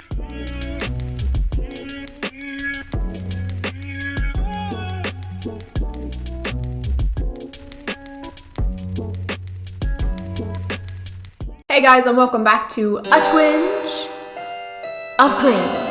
My name is ChadChad, not really. And today we are not going to be talking about a TikToker. I know, shocking. But don't worry, we'll still be watching cringy shit. It will just be cinematic cringy shit instead. I've seen this movie a couple times and I'm not going to lie to you, it's probably one of my favorite bad movies of all time. I'll recommend it to people and try and get them to watch it, and they end up just watching the trailer and then never talking to me again, which is understandable, I guess. Disclaimer. This is a disclaimer. I'm not making fun of this movie for being low budget or for them obviously having minimal resources. If you're somebody who wants to make movies or if you're somebody who wants to write for movies, I think it's great if you just go out, no matter what you have, no matter what equipment you have, and you just make it, okay? I think that's great. I'm making fun of it because it's awful. It doesn't cost a lot of money to write a good script. Unwanted Presence was released in September 2014 and had an estimated budget of $150,000.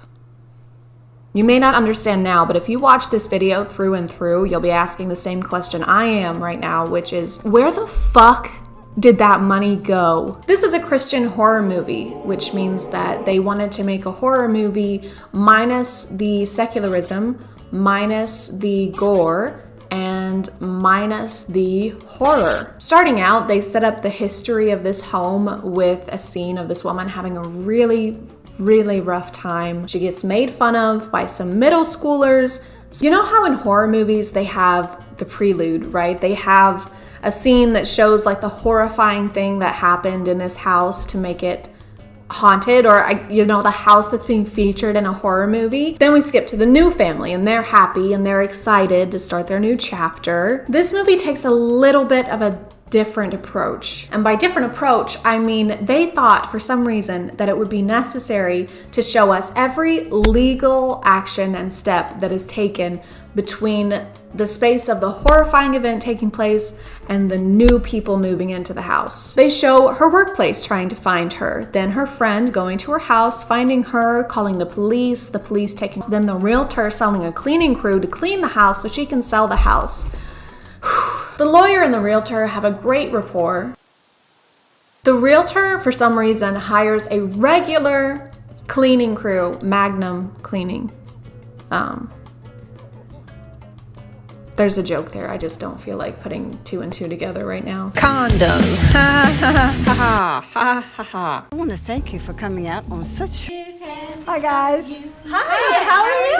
At 15 minutes into the movie, we finally meet our main character. Her name is Lindsay. I don't know her last name, and I am not going to rewatch this movie to find out. Then our new boss. No, have you? Yes, and she was very nice to me, and she's gorgeous. Oh my god, no way. And I can't wait to have a professional relationship with her. Then Lindsay wants to have a planning that I'm surprised the ghost didn't call Lindsay up to schedule a time before it started haunting her. Hey Lindsay, it's me. Your girl, the ghost. I was just wondering what your schedule was looking like for Tuesday, around 6 o'clock. Oh, you kill me. Well, no, you can't kill me because I'm already dead because I'm a ghost, but okay. All right, I'll see you then. Okay. Everyone goes to the housewarming, and while they're there, the ghost TP's bathroom is the most considerate choice, but Lindsay refuses to leave on the cliche, baseless argument of, I won't leave, this is my house, and I'm not gonna leave my house. So she stays. So 3 gossipers are fans of the psychic she hires first, and when they hear he's coming, they rejoice in a very natural, convincing way. And it's gone. Lindsay gets saved, spiritually, of her own accord, entirely. The minister does threaten that the spirit will come back and torment her if she doesn't devote her life to God, but other than that, it was completely her choice. Hi, Mrs. Jones. Thank you for coming. Yeah, and that's the end of the movie. You're welcome. Thank you for subscribing, and if you are still here, thank you so much for watching. I appreciate you clicking on my video out of all the videos that are on here, and I will see you next time. Okay, bye.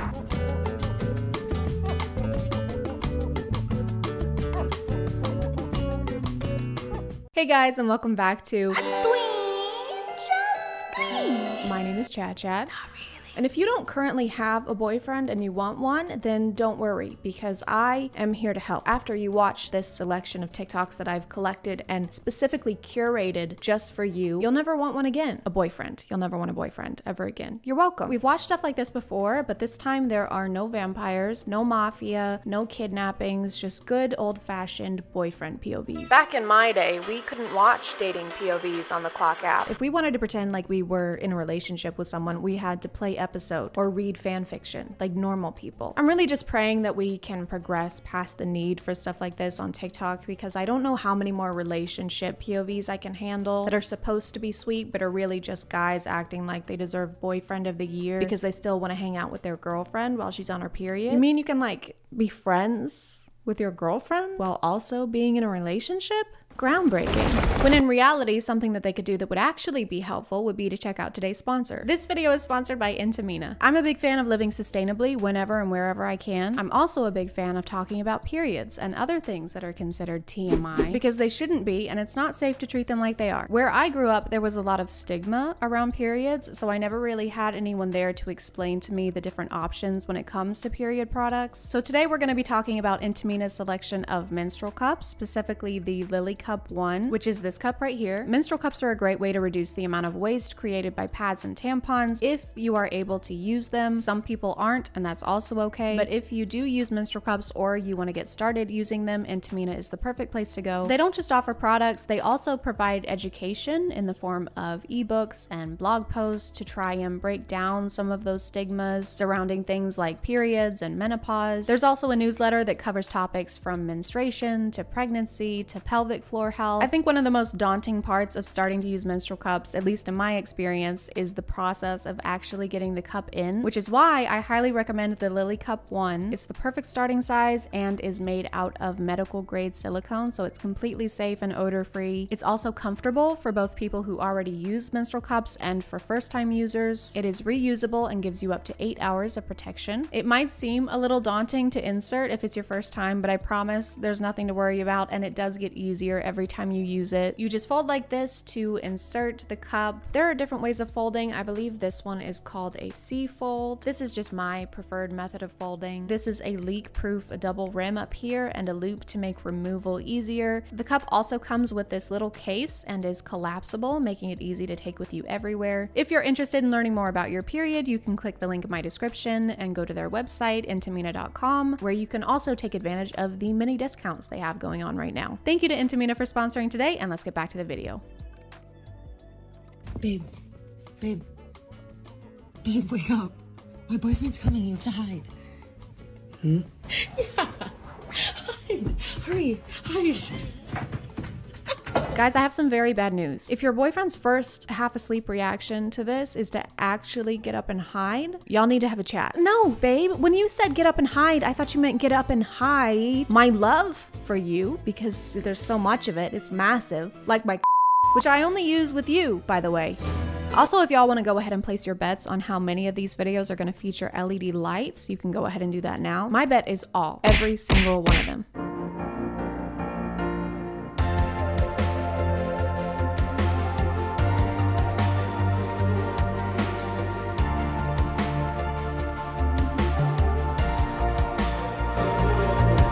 No. Please put down the broccoli. You're not posing for selfies. You're on FaceTime with your grammatically ignorant partner. And why would anyone be mad about this anyway? You wouldn't let them off FaceTime long enough for them to get some shut-eye, and now you want to be mad about getting woken up in the morning? We need our 12 hours, Brad. If I was on the other end of this POV, you would barely get an apology. Babe? Oh, hey, babe. Yeah, sorry about that. I was just brushing my teeth. Oh, that's okay. Yeah, so I should probably head out for work soon. Okay. Yeah, I guess I'll talk to you. Is that a cow? Oh yeah, I'm just making a bowl of cereal. You drink whole milk? POV, your back hurts. Wrong. It's not a POV. My back does hurt all the time. I have the spine of an 89-year-old woman who spent her entire life thinking that you're supposed to keep your knees straight while lifting. I blame it on genetics and not the fact that I spend 8+ hours a day like this. I got cold. Some of you were asking where my jacket was from for my last couple videos. This is a bathrobe. My mom got it for me like 3 years ago for Christmas. The pocket is falling off.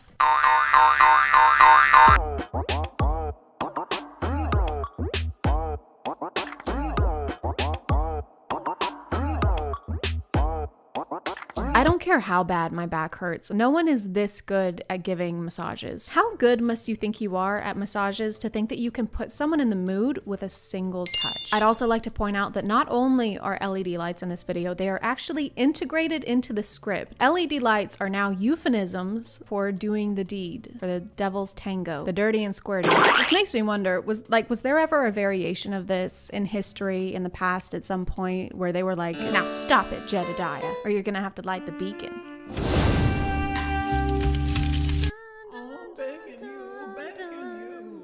Yeah. Please do not do this immediately after I wake you up unless you're prepared to be taken to a hospital. Some of these POVs, because this is such a specific, minute situation that it has me wondering how it was thought up, because nothing significant enough is happening for this to have been on the mind organically. All that to say, did you do this? Did this happen? Is this something you did in real life and it went so well that you needed to recreate it? Or he just really, really likes this song. Sorry, a cover of this song. Hey, wake the f up.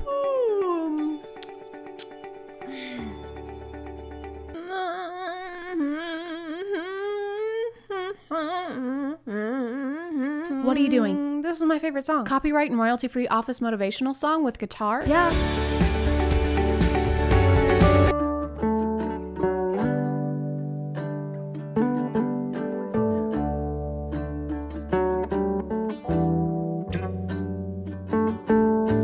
Oh, I'm late to this. This is that trend that white people did for 2 weeks where they romanticized getting arrested. How do they film these? Like, do they have someone at the beginning to do the first part? Actually, I think those are his own hands somehow. That's actually pretty impressive. What was the crime? Just wearing a Letterman jacket with nothing underneath? You're under arrest for attempting to chase?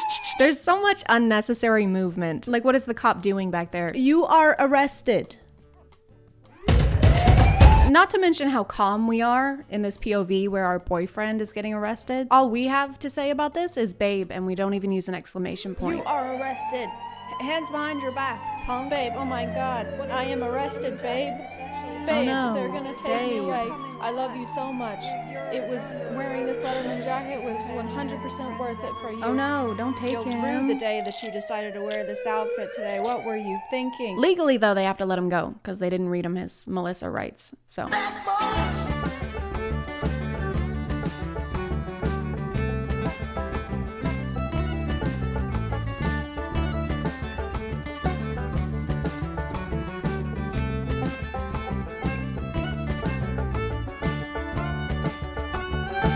So I feel like you might still have some feelings for your ex. I have a strong suspicion that the next video in this POV series was something like, POV, my girlfriend broke up with me and I have no idea why. Never planned that one day I'd be losing you. Yeah, I mean, we were great together and everything was perfect, and honestly, you were the best girlfriend I've ever had. So sorry. I'm so rude. This is my current girlfriend, Samantha. Hi, Samantha. Nice to meet you. She's all right. Anyway, like I was saying, your did be bussin'. At some point, it even seems like the new girlfriend is rooting for the ex in this situation, maybe in another life. There's no tone indicators, so it could be A, yeah, maybe in another life, or B, yeah, maybe in another life, or C, yeah, maybe in another life. Probably.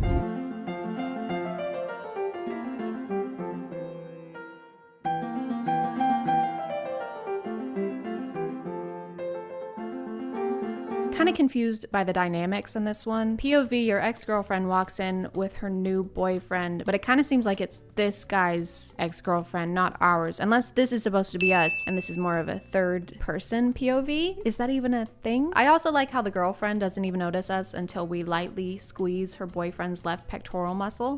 It's just we come across as kind of aggressive and scary, so maybe we weren't the best boyfriend. Just seems like we're the kind of ex that you would be keeping an eye out for and would probably notice, especially since there's no one else in this elevator and we are exactly -2 inches away from her. The caption doesn't seem to be telling us the full story. She walks in with her new boyfriend and then what? What's happening there? Are we gonna fight or are we about to make out? This next one is also in an elevator. I don't know when elevators became like the new standard for TikTok backgrounds. They just all simultaneously started filming POVs in them. I wonder if they all use the same one, this one specifically, because not only is it in fact an elevator, but it also has LED lights, so they don't have to miss out on using that essential staple in their content. It might not even be a real elevator. It might be like that private jet set in LA that influencers use. I just say that because it looks like multiple videos have been made in this room. The smudges on the walls make it look like someone either filmed a getting arrested POV or someone got it on, you know, someone turned the LEDs red.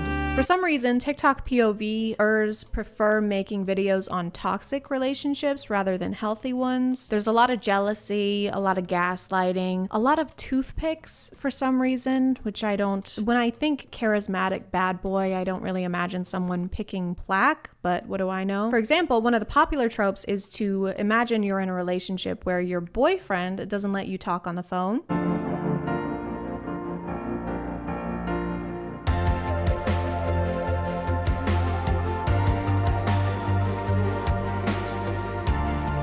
Totally normal behavior. If they ever get married, he's gonna have a rough day. Who is that? This is my dad.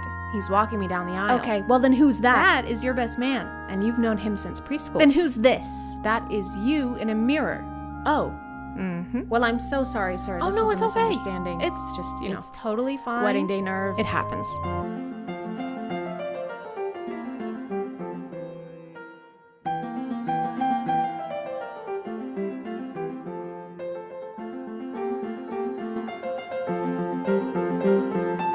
No one has ever done that little investigation to make sure someone is asleep. Oh hey, their hair is perfectly styled and they're wearing jeans and an Apple Watch. They must be in a REM cycle. That's on us in this POV, okay? But we aren't the only ones to blame. Why are you pretending to be asleep? Were you waiting on a one-sided declaration of love, or were you just waiting for them to leave so you can play Fortnite? This all could have been avoided. Maybe next time we just do some extra checking before revealing our deepest secrets. Well, hello, Barbara. Hello, Abigail. How's the restaurant doing? It's fantastic. Thanks to my secret recipe that you'll never know. Right. What was the secret recipe again? Please, you'll never get it that easy. It's chicken bouillon. Aha! I'm gonna call it there, guys. Please remember to stay hydrated and to not date people who treat you like shit. Thank you for subscribing, and if you are still here, thank you so much for watching. I appreciate you clicking on my video out of all the videos that are on here, and I'll see you next time. Okay, bye.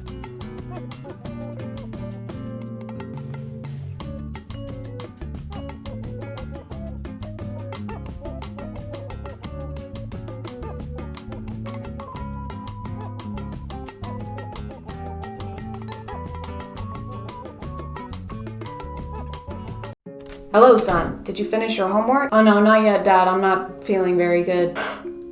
Typical. What? Nothing, son. You work hard in school. Your mother and I are very proud of you. Oh, thanks, Dad. That means a lot to me. Psych, you stupid. You're so dumb. I can't believe you came from my loins and your mother cried when you were born. Yeah, childbirth is excruciating. Wrong. She cried because of how dumb you are. You came out and couldn't even say a single word. What? And it took you 6 months to figure out how to walk. That's actually very quick for a baby. Back in my day, we walked out of the womb with a resume in hand. I'm sorry, Dad. I'll try harder. And cut. Wait, what is this? Great job, son. That'll get at least 100,000 likes. Whew, this was just for a video. You don't actually think I'm stupid. Oh, son, what? Of course I still think you're stupid. High five. Hey guys, and welcome back to My name is ChadChad. Not really. And here we are again talking about things that I found on the internet that made me go, so that you can also go, with me. Commentary. I have nothing else to add to this intro. We're talking about this guy. I was snooping around my 11-year-old son's bedroom, and I found the Father's Day card that he got me. This is what he wrote. Having an awesome dad takes a little bit of luck, but I guess I lost the lottery. Because as a father, you really suck. How am I supposed to react when he gives this to me? This video popped up for me like end of last week, and I was a little confused on why this man's automatic response to finding out his kid doesn't like him was to film a video and show a ton of people, share with hundreds of thousands of people online, or repair relationship with son. But then I realized, just like Shane Dawson's empathy, I'm an empath, right? It's all fake. This guy makes TikToks with his son where the recurring theme is that his son hates him and the dad just does things that kind of warrant that. Tonight, my 11-year-old son got an award from his school for high academic achievement. Well, here's what I think of that. No kid of mine is gonna get an academic achievement. Hold on. Pay some bills around here, then maybe I'll be impressed. Seriously, Dad? What's wrong with you? You know what, honey? That wasn't even funny. I love how he says he'll only be impressed once the kid gets a job, as if getting academic achievements isn't like a step in that direction. You finished making my smoothie yet? No, hang on, I just have to blend up the fruit. What? What do you mean what? I have to blend the smoothie. No, just give me the smoothie and then I'll be impressed. Okay, blending the fruit is an essential step in making a smoothie, Jeremy. Just give me the smoothie now, like it is. This is just fruit. This is raw fruit. Your mother was right. I should have married your brother. If you're happy and you know it, clap your hands. Dad, I'm not in the mood for your crap right now. Just take me to school. Okay. Is the joke here that he's not really happy, or? Because I just feel bad. Look at him. He's too good of an actor for this. I feel bad, even though I know that they rehearsed these beforehand. I think the joke is supposed to be just that the dad annoys the shit out of him, but it's missing the part where it, how do I say, doesn't make me sad. I think it's just the wrong emotion. Like if his son was angry, it might be more comical, but he's just sitting in the passenger seat like, if you're happy and you know it, clap your hands. My 11-year-old son has a 13-year-old girl over swimming. On a scale of 1 to 10, how worried should I be? Like -1,000? They're just hanging out. Why do straight people do this? Or they do the thing where they're like, ooh, is that your boyfriend or girlfriend? No matter how old the kid is. Please stop. You're just making your sons think they can't have platonic relationships with girls. Also, I don't understand why he starts almost every video by saying his son's age. Like we're gonna forget it. I was driving my 11-year-old son home from lacrosse. My 11-year-old son saved up a bunch of money. Today I took my 11-year-old son. Today's the last day of school for my 11-year-old son. My 11-year-old son, I told my 11-year-old son. I'm trying to think of any other situation where that would make sense. This is my 59-year-old mother. Hello. This is my 33-year-old brother. Hi. And over there is my 45-year-old aunt. Hey, it's great to meet everyone, but you really don't need to tell me how many years old everyone is. Oh, sorry. Okay. This is my 576-month-old uncle. How's it going? I am such a narcissist that every morning when I wake up my 11-year-old son, I always call him stupid and worthless, so that when he's talking to his therapist as an adult, it will always be about me. I also plan to berate my kids in the mornings so that they have to attend therapy because of me. Holy shit. Okay, I just realized I already made my notes for this video, but I just realized that what he's doing, because he's doing like dad jokes, right? Like this narcissist joke, that is kind of a dad joke, and I think I've heard it somewhere else before. What the fuck am I talking about? He's doing that, which is, when you read that, and it's all faceless, right? When you read that, you don't really think anything of it. They don't have any kind of impact. I think the problem is that his son is actually a person, like he has a face. So whenever he's making these jokes, we're imagining his son, so these jokes seem worse. My 11-year-old son is always in a bad mood in the morning. Every morning when I wake up my 11-year-old son, I always call him stupid. I wonder why. I saw the background in this video and was wondering why he had so many different media platforms framed on the wall. And then I realized that he's a media professor at a college. This is my classroom, a television studio. Here are some of my students. Wave. All right, like you're not afraid. I'm so glad I'm not in college right now. You know how you laugh at a professor's joke even if it's bad because you want them to like you? I used to do that. Actually, I didn't want them to like me. It's more that like in my very logical brain, I was like, if I ever get an F in this class, then the professor will be like, hey, you're that kid who laughed at my joke like 2 months ago, right? Don't worry about this. The F, no, I'm gonna round it up to an A. I can't imagine how much worse it is now, because now instead of doing those jokes where it's just like X and X walked into a bar, you'd think they would have seen it. Instead of that, they can come in and they can be like, hey, I have 2 million TikTok followers, and then they show you videos of them just doing dances to that chicken song that gives me nightmares. My 10-year-old son recently asked me, Dad, how do I know when I'm in love? And I said, well, it's actually pretty simple. One day, you're gonna meet a very special person. And at some point, that person is going to reach into your chest and rip out your heart. And then they're gonna go to the garage and they're gonna get a can of gasoline and they're gonna come back with that gasoline and they're gonna douse your heart with gasoline and then they're gonna take out a match and they're gonna light that heart on fire, and you're gonna sit there and you're gonna watch it burn into a crisp. And that's how you know you're in love. He was just asking an innocent question. Dad, how do you know if you're in love? Well, my very, very young son, you will feel the worst you've ever felt. You'll never feel any kind of joy ever again. Every second of your existence will feel like a punishment, and in the end, they'll probably leave you anyway. So, I don't think I want to be in love. Oh no, son, you don't have anything to worry about. No. No one would ever love you. Stupid fucking kid.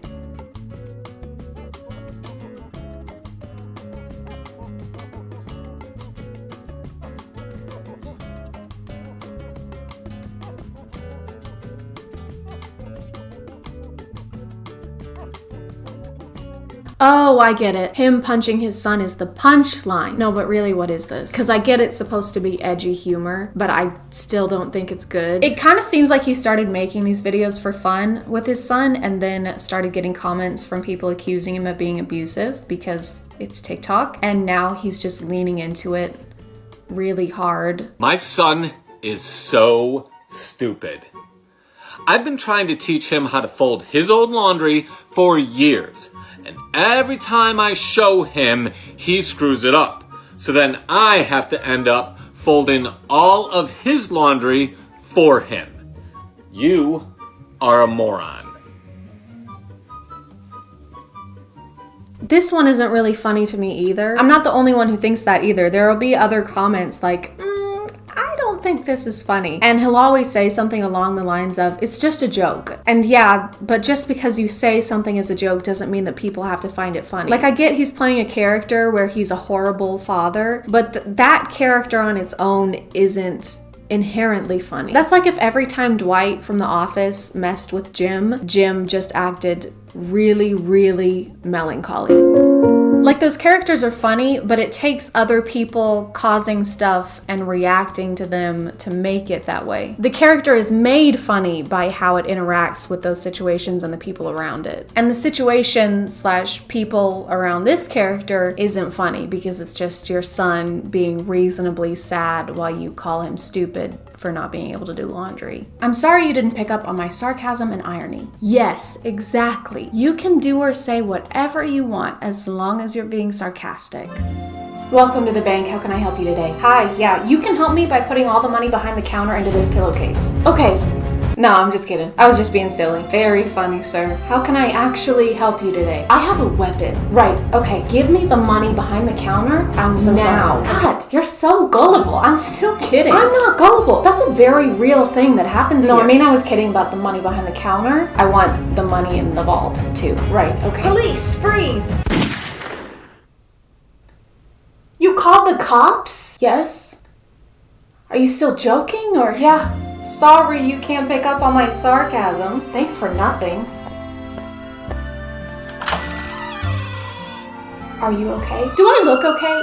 Rebecca. I'm obviously not an expert on these people and have no idea what their relationship is like in real life, but it seems to be good. He'll post bloopers of these and the kid seems like he's enjoying it. I do think some of the jokes are unnecessary. It's definitely an interesting choice though, to make content where you pretend your kid hates you, especially since he's gonna be a teenager pretty soon and then you won't have to pretend anymore. As always, y'all feel free to let me know what you think in the comments, but I am gonna call it there. Thank you for subscribing, and if you are still here, thank you so much for watching. I appreciate you clicking on my video out of all the videos that are on here, and I'll see you next time. Okay, bye.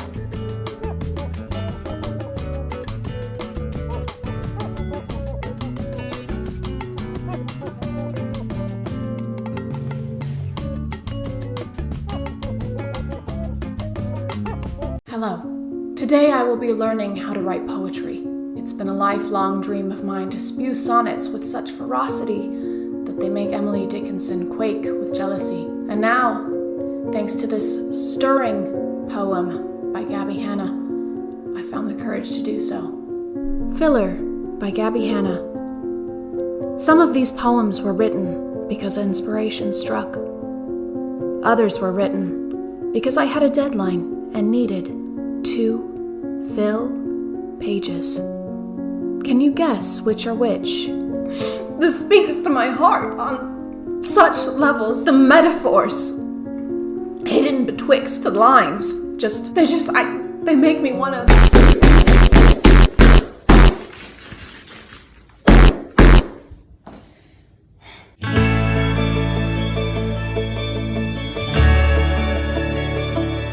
Hey guys, and welcome back to A Twinge. My name is ChadChad. Not really. And you've probably guessed what we're gonna be doing today. Disclaimer. This is a disclaimer. Yeah. If you are a fan of Gabby Hanna, or if you're Gabby Hanna herself, which sounds crazy, but Chris Barnett did see my video on him, so it's not impossible, obviously. She is an intelligent, beautiful businesswoman who has worked very hard over the past few years and made a platform for herself, and also has been very open about her mental health recently. I am not a doctor, and I'm definitely not a mental health professional, so I will not be speculating on that in this video or in any way trying to insinuate that Gabby is crazy. Disclaimer over. I've never personally followed Gabby on anything, but I do remember seeing some of her Vines when Vine was still around.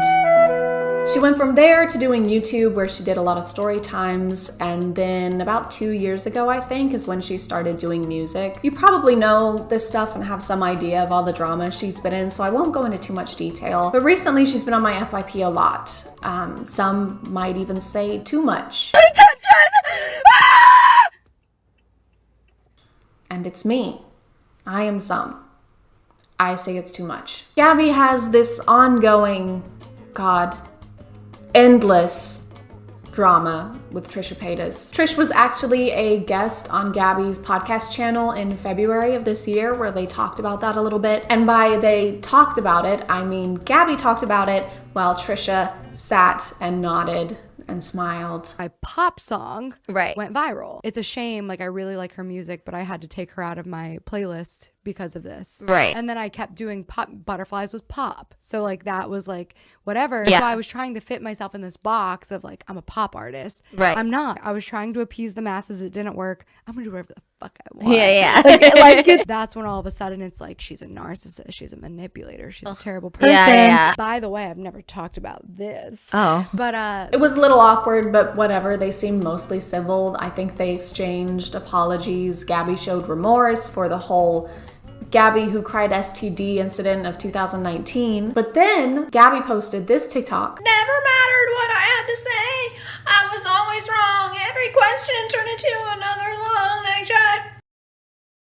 Which received this duet. Never mattered what I had to say. I was always wrong. Every question turned into another long night chat. Which received this comment from Trish. And seemingly this one emoji was enough to cause a complete 180 in how Gabby was treating Trisha. She started talking about them all over TikTok. Trisha Paytas is upset that I called her untalented, even though she's allowed to have an opinion about me. She says everyone can have an opinion. She has an opinion about my music. But what's this? You're making fun of me online, you hypocritical fake bitch.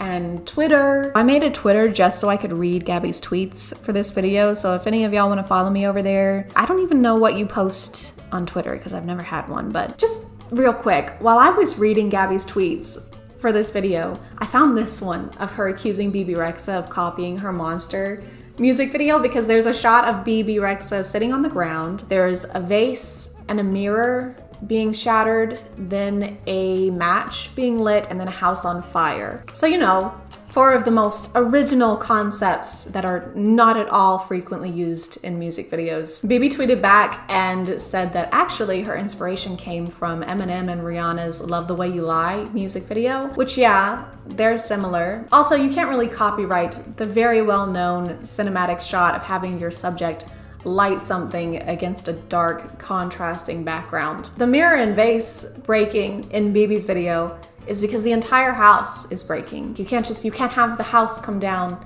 and exclude the vase and the mirror. Oh my God, there was an earthquake. Are you guys okay? Yeah, we're fine, but the house is almost completely destroyed. What do you mean almost? Well, the vase and mirror made it, miraculously. That is miraculous. Those are basically the 2 most fragile things someone can have in a house. Anyway, Gabby and Trisha started going at it once again on TikTok and Twitter. I'm not really gonna talk about it because I'm honestly sick of hearing about the 2 of them arguing. Now they're talking about how they were friends or they weren't really friends and how they invited her to Thanksgiving or they didn't invite her to Thanksgiving, and I do not give a fuck. On April 23rd, Gabby tweeted this announcing a mini-series, which now these make a lot more sense.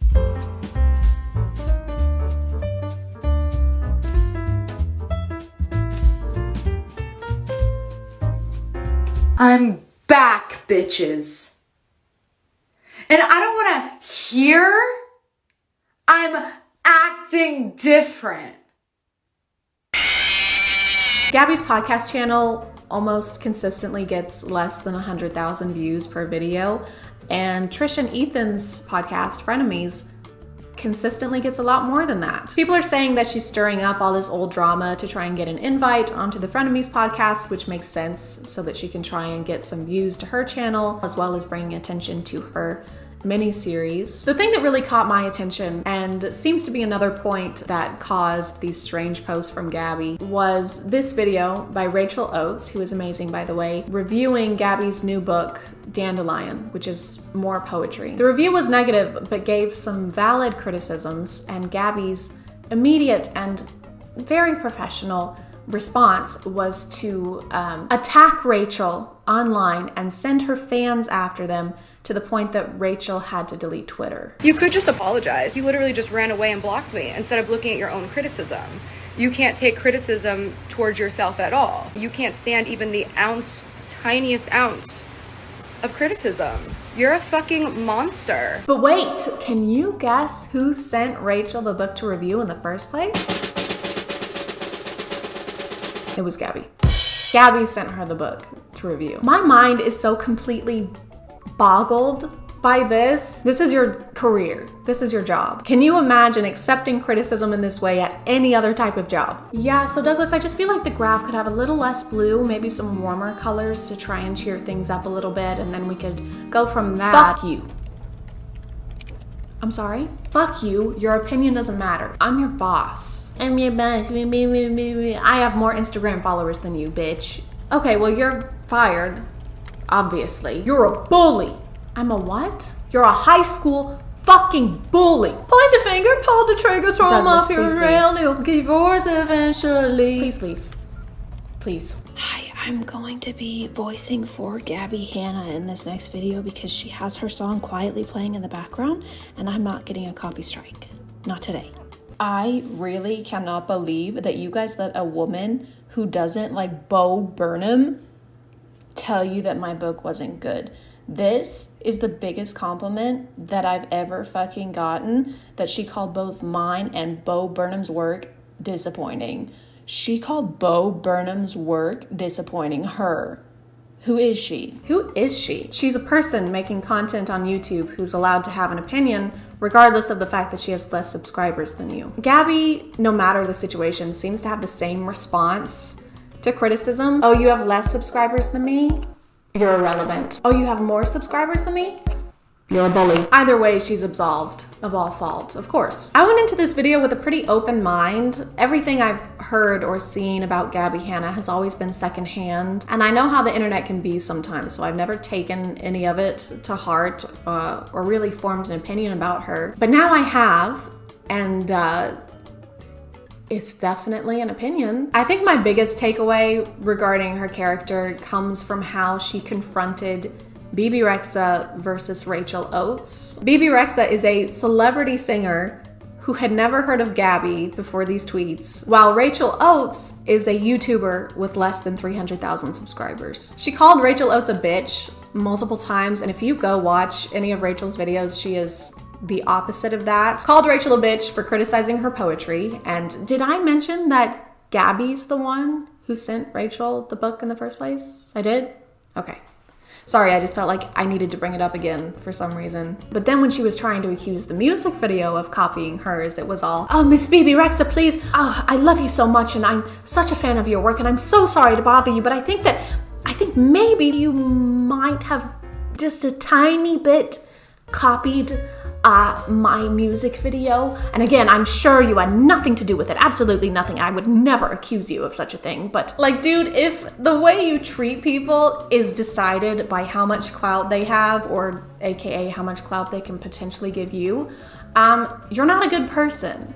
And to your frequent complaints on how people bully you and how undeserving you are of that. You're a bitch. What is it, you manipulative, narcissistic bitch? Face yourself, bitch. You mean Miss 4K views on your fucking makeup tutorial? Miss 4K views on your commentary piece a week ago? Yeah, I just checked. Maybe you are the monster that's been there all along. I'm gonna call it there, you guys. Thank you so much for getting us to our first 1,000 subscribers. I don't even know how to say how much I appreciate it. And if you are still here, thank you so much for watching. I appreciate you clicking on my video out of all the videos that are on here, and I'll see you next time. Okay, bye.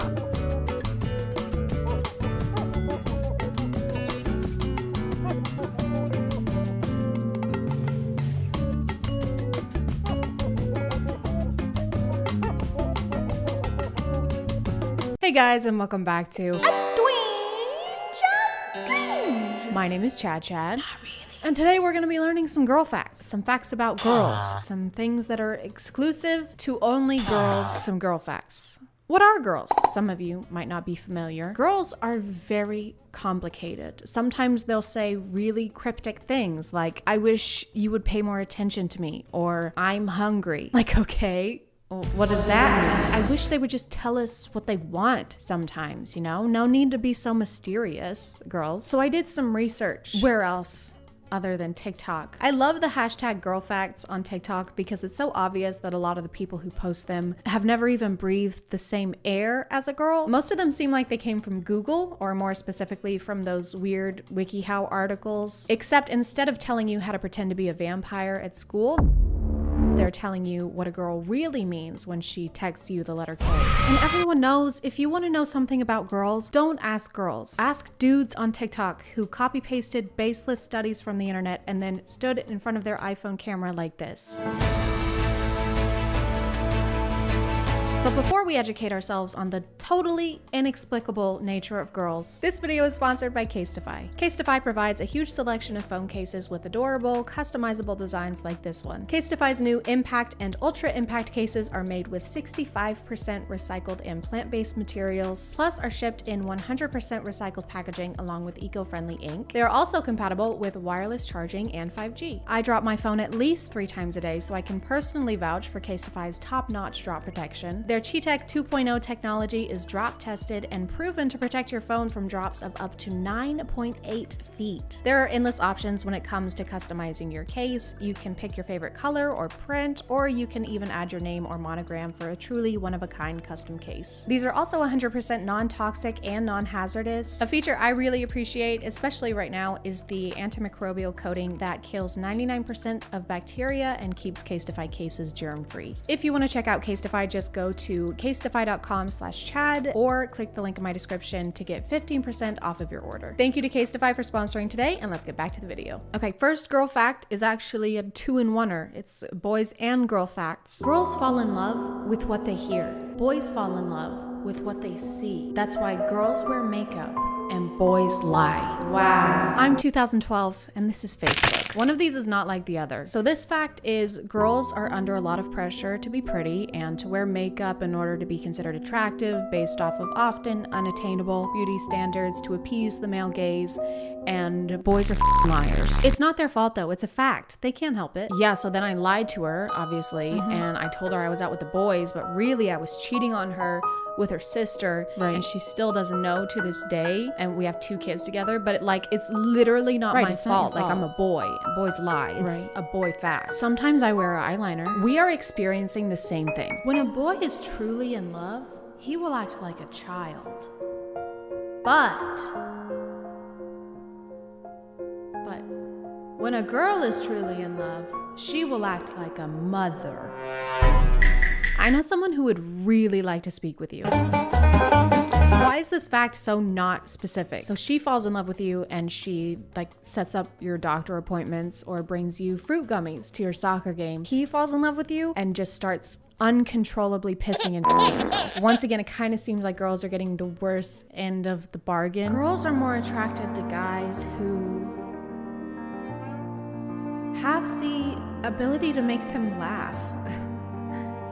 Yes, that's it. That's the whole fact. Man, I wonder how many studies they had to conduct to figure out that girls are more attracted to people who have a similar sense of humor to them. Hashtag psychology. Hashtag psychology facts. This applies to literally everyone. Yeah, so when someone makes you laugh, it makes you feel good inside. Okay. So you like them. But if someone doesn't make you laugh, then it doesn't make you feel good. So you doesn't like them.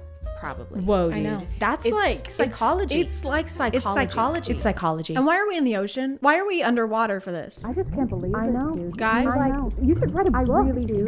Oh my god, that would be insane. What would you call it? Lord of the guys, I'm Lord actively of the drowning. Friends are food, not fish. Girls normally fall in love with older boys. Girls hate it when boys always talk about themselves. But girls like it when boys pay attention to them and tell them how important they are. Yes. These are just basic rules for interacting with anyone ever. No one really wants to hang out with someone who only talks about themselves because it means that they probably don't care about what's going on with you as much. And yes, girls usually like when people tell them they're important and pay attention to them because they are human beings. This video has 500,000 likes, which means that 500,000 people watched this and thought this was informational. This taught me something that I didn't know before. I just had never considered having basic human decency before, but now I will. Only 4% of women consider themselves beautiful. If a girl goes silent during a conversation, she is probably overthinking what you just said. You cannot just pull statistics out of your ass, plop them onto a picture of a sunset, and label it a psychological fact. Where did 4% come from? Was there a control group? Was there a placebo effect group? I don't know anything about scientific studies. Was there a hippopotamus? Girls easily get carried away by their emotions. This is true. My emotions have been bulking. 70% of girls use silence to express pain. Again, with the statistics, this is literally impossible to be fact. It is a subjective reaction to being sad. You cannot just make sweeping generalizations with no study and no research. There have to be actual scientists and like placenta pills. Unpopular fact. If a girl goes silent during a conversation, it means she's probably overthinking what you just said. A lot of guys tend to get annoyed at this, when in reality it's easily fixable. They just need reassurance or for you to explain something again so they don't feel the need to overthink it. Unpopular fact is not a thing. A fact cannot be unpopular because it's a fact. I will define fact right now. The truth about events as opposed to interpretation. This is an interpretation of what you think is going on in a girl's head whenever she goes silent during conversation. But if this is happening a lot to you, Cody, then maybe you should not be wondering why she keeps overthinking and consider that maybe you just keep saying stupid shit. This is just a word for word copy of the other one that we saw. What BuzzFeed article are you guys stealing this from? Unpopular fact, plagiarism is not cool. You wouldn't plagiarize a car. You wouldn't plagiarize a handbag. Downloading a plagiarism is stealing. Just because her eyes don't tear doesn't mean her heart doesn't cry. Those are called emotions. Like if I were to say that your TikTok reads like the inner monologue of a 3-year-old child, that would probably make your heart cry, but that's just called having feelings. I like that the people posting these kinds of videos apparently know so little about girls that they have to steal every girl fact from each other. I've seen this one at least 5 times. Maybe we're not overthinking all the time. Maybe we're trying to like remember the lyrics to a song, or you have something stuck in your teeth. And another girl fact is that they have to trim their fingernails every 30 seconds or they will fall off and grow legs. Then they can actually reproduce, and that's how the thumb people from the third Spy Kids movie were made, but you probably didn't know that because you're a girl. And your mind physically cannot process the incredible graphics from the Spy Kids franchise. The true meaning behind the girl texts. She's mad. I'm fine. She's not fine. It's fine. It's not fine. I don't care. She really cares. It's okay. I'll be okay. She's hurting a lot. Oh, okay. Her heart just shattered. Okay. Everything is good. Okay. Something might be wrong. Okay. Something is really wrong. Don't try to guess a girl's feelings. Always ask her. So I'm kind of starting to get mixed signals. You said if a girl says she's fine, then she's not fine, and just to go with the opposite of whatever she says. But now you're saying that we should just ask her and never assume. So your girl fact is just to ask a girl. But we came to you for girl facts. We came for your expertise. We're not going to be able to learn about girls anywhere else. Girls want nothing more than to feel loved. I mean, I can think of a couple things. We might also want basic respect, safety. Safety is nice. Equal pay? That might be cool. If not, that's totally fine. When she stares at you mouth, kiss her. That is 100% not what you should do. It's just based on some of the previous girl facts we've seen. It doesn't seem like y'all are the best at picking up on signals, so maybe don't kiss girls just because they happen to glance at your mouth hole area. If she starts cussing out a storm at you and tries to be all big and bad with you, kiss her and tell her that you love her. Got it. Okay, so if a girl is visibly upset with you, don't admit fault. Just kiss her, because all girls want is love. When she's quiet, ask her what's wrong. Oh, that's sweet. Yeah. If she pulls away, pull her back. Is this girl language or serial killer language? Because I genuinely can't tell anymore. If she tells you a secret, keep it safe and untold. If she looks into your eyes, look back into hers and don't look away until she does. Definitely sounds like something a serial killer would do, which checks out since you're driving us around in a car at night on an empty road to bury us, no doubt. Do not take any of this advice. If you were to see any of these happening in real life without weirdly motivational music in the background, it would be terrifying. Hey, are you okay? Yeah, I'm fine. You just got really quiet. Yeah. Yes, I did. If you're overthinking something I said, I do not care about anything you've said ever. It's gonna be okay, okay? I'm here to protect you. Okay, I'm just trying to diffuse this, okay? And if I make one wrong move, the whole world will literally end, so I could really use some silence right now, okay? Okay.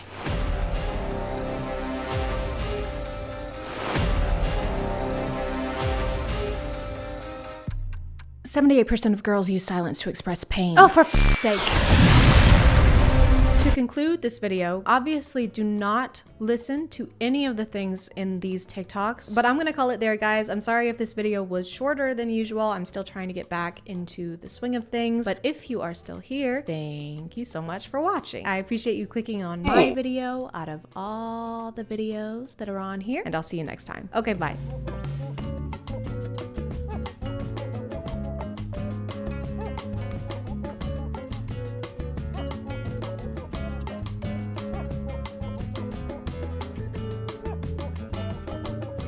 Hey guys, today we're talking about Joe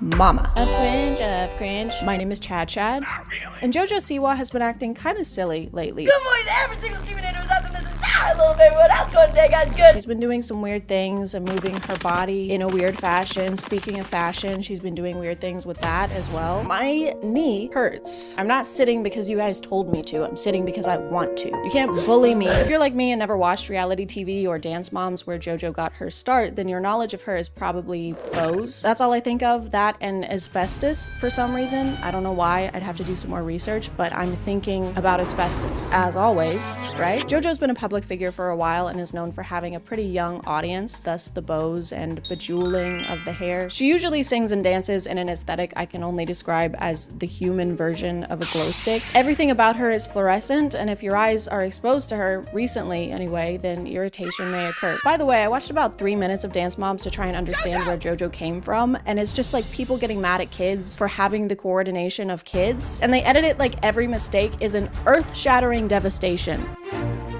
Hold on. Did you just point your toes? How could you do this? I'm sorry, Your mom is crying. You made your mom cry. It was an accident. You were an accident. But now JoJo is going through a kind of rebranding, and I say kind of because it's not the best rebranding we've ever...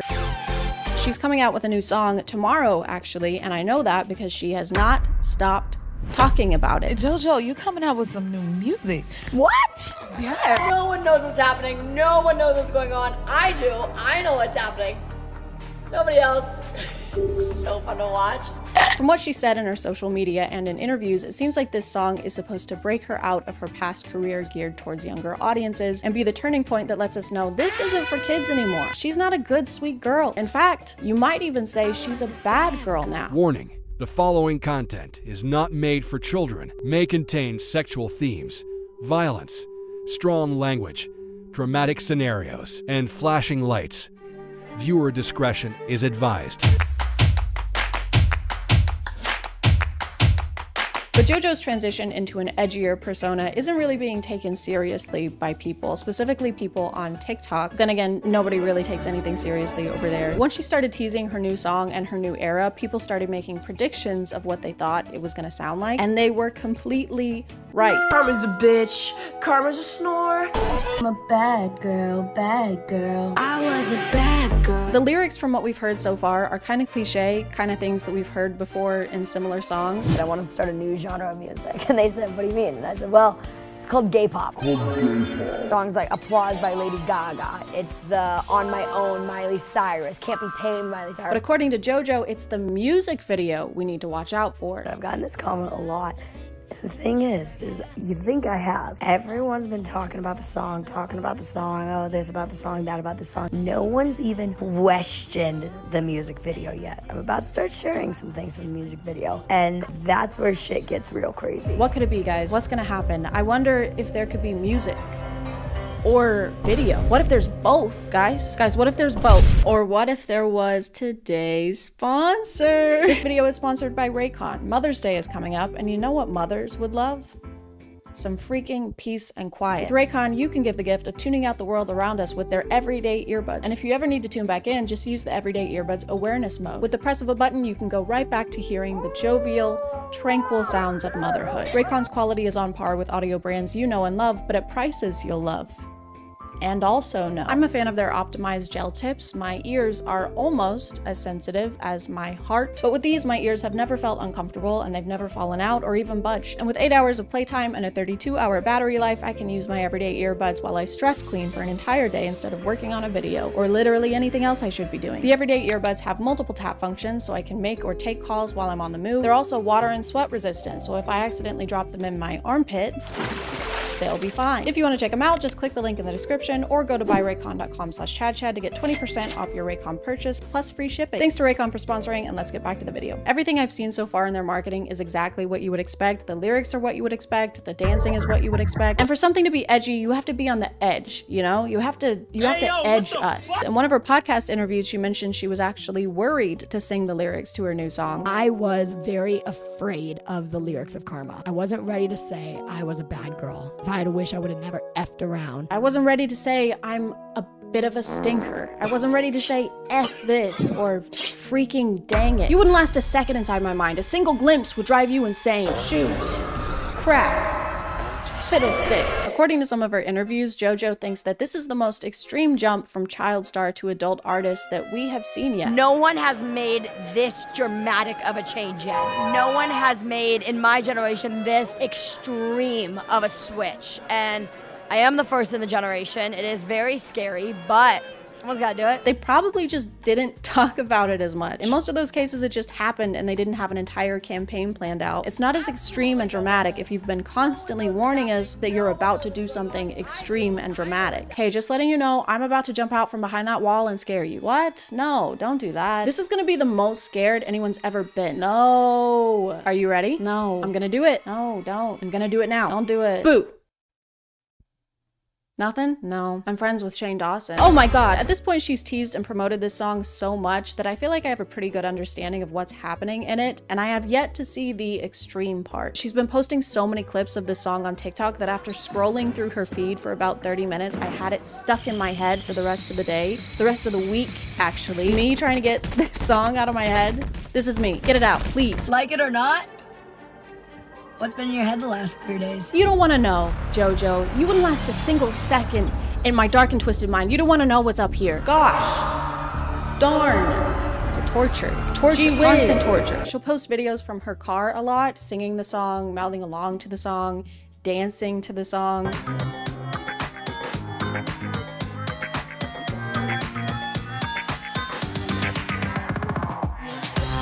She even got her car wrapped with her face on it to promo her new song, which apparently she's been doing for a while now, even when she's not promoting something. I barely want to see my face at all, much less pay thousands to have it plastered on a Kia Soul. So it's just a waste of money. Stop car wrapping. Sweaty. Knees weak, arms are heavy. There's vomit on his sweater already. I said stop. Mom's spaghetti. I think one of the most controversial things about her new era, though, is the dance for her new song. She's been posting videos of the choreography, and people that are not fans, they don't like it. They don't like it at all. Not the whole dance, really. There's just this one part where she seems to be ad-libbing a bunch of extra movement.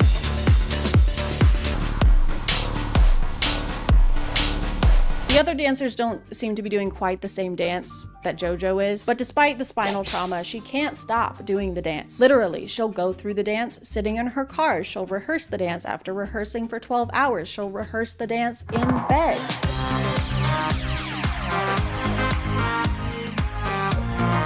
Get some sleep, JoJo. The dark circles under your eyes are getting alarmingly dark. No wonder she's moving like this. She's trying to stay awake. At the iHeartRadio Music Awards, JoJo hard launched her edgy persona with a new outfit and new aesthetic. Instead of the bright colors and rhinestones, they went with dark colors and rhinestones. I can kind of see what they were going for, but it's not really giving bad girl. It's kind of just giving State Fair face paint. It seems like JoJo's mom is behind the rebranding to some extent. I don't know, that's just a personal theory. The PR surrounding this rebrand is just exactly what a 50-year-old mom's idea of rebellion would be. All right, here's the plan. What if you said, bitch? That's bad. That's pretty bad. What if you went to a red carpet event wearing makeup similar to a hip and current band? Like, I don't know, Kiss? I already had this as a working theory, and then I found this TikTok of JoJo not knowing who Gene Simmons is. Like a sexy glam Gene Simmons sea creature. Whoa. Going on here. You know, the amount of references that people have told me I look like in this video that I have no clue what they are is sickening. I'm adding that one to the list, but I'll take it. That's a gavel. I rest my case. When I first saw JoJo talking about 12-hour rehearsals, I was thinking, wow, that's dedication. I can't think of anything I would want to do for 12 hours straight besides kiss and smooch Harvey from Stardew Valley. But then I realized that she has a team of dancers who also have to endure these 12-hour rehearsals. And that seems like a little much. I don't know if it's necessary either. This doesn't look like it requires recurring 12-hour sessions of rehearsal.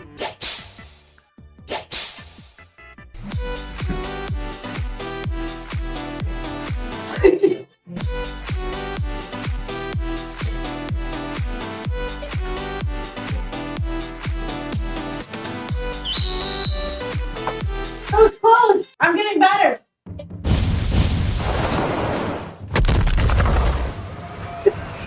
I'm getting good.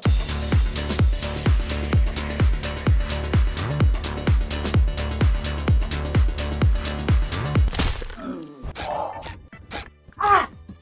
Oh my God! My knee hurts. Cut the cameras. Shut it down. Call an ambulance. But intense rehearsals are nothing new for JoJo. Apparently, she and her mom started a pop group a while back with 6 young girls. She formed them after herself, kinda, with the bows and rhinestones and bright colors. It's basically like she tried to make 6 versions of herself and put them in a group together, which would make them JoJo's, JoJo's. They went with XOMG Pop. Mine was better. According to one of the members' moms, the conditions were way too intense for young girls. They say the rehearsals were long and physically exhausting, and the Siwas were allegedly trying to get the members to cry for the cameras and pit them against each other. One of the members had chronic health conditions, and days before one of her surgeries was at a rehearsal and started bleeding from her stomach, and Jessica Siwa told her to put a pad on it to keep blood from getting on the costume. The costume isn't the issue, Jessica. There shouldn't be blood at all. This is literally putting a band-aid on the situation. Also, they fired this member and her mom after her mom tried to say something about the condition. So I guess JoJo is telling the truth. She was a bad girl. It's like they're trying to get people riled up and have some kind of reaction about how crazy she's being or how psycho she's acting. They're saying psycho. No one else is saying psycho, just them. They probably think I'm psycho. Valid. I'm sorry. The old JoJo can't come to the phone right now. Why? That bitch is in dreamland. They even orchestrated a paparazzi session as JoJo is leaving a sex store. Oh no, is this me holding a giant penis plushie while decked out in merch promoting my new song coming out on April 5th? I said April 5th, write it down. With the words 18 plus only conveniently hovering above my head? Guys, please. Come on. No photos. Also, I took a screenshot of this picture for the video, and then the next day, Snapchat auto-generated me this collage, like they're related subjects or something. Just because there's 2 bones doesn't mean they belong in the same place, Snapchat. Anyway, I'm getting this framed. But guys, today is the day. The wait is finally over. Honestly, I'm a little excited, so let's go see what all the fuss is about. Karma, karma, karma, karma, karma. Okay, well, that had music and video. Bye.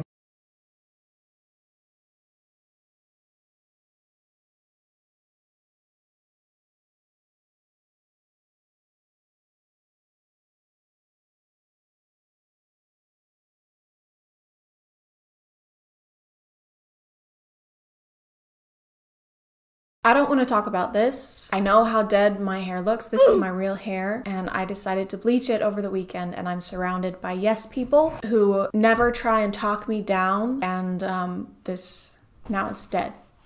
Hey guys, and welcome back to My name is ChadChad. Not really. You may notice there's more of a distance between us than usual. That's because this is the new camera, the one with 4K, and for my mental well-being, I need to be as far away from you as possible. I usually do my videos on 1 or more content creators that are pretty well known and are doing something particularly noteworthy. But today we're gonna be looking at more of a TikTok category. I don't have children, I have younger siblings, and my older sister has 8 kids with 1 on the way, so she's had more than enough for both of us. I do not need to procreate. But needless to say, I have babysat plenty of times and been around parents long enough to understand what kind of content is usually deemed appropriate for them to watch. Now, you do have to be 13 to make a TikTok account, but as someone who just turned 98 as of my last Facebook birthday, I think we both know that that doesn't really matter. I liked how we did last week's video where I took y'all along with me as I went through people's videos as opposed to doing all my research and then writing my notes. So we're gonna do that again this week and hop into the rabbit hole together. I don't even know it. You know it. To the stage. Throw it. Throwing that ass for days. We're going up, down. I ain't got no problem spending all my money. I don't know the words. This is the first video I pulled up to watch on their account.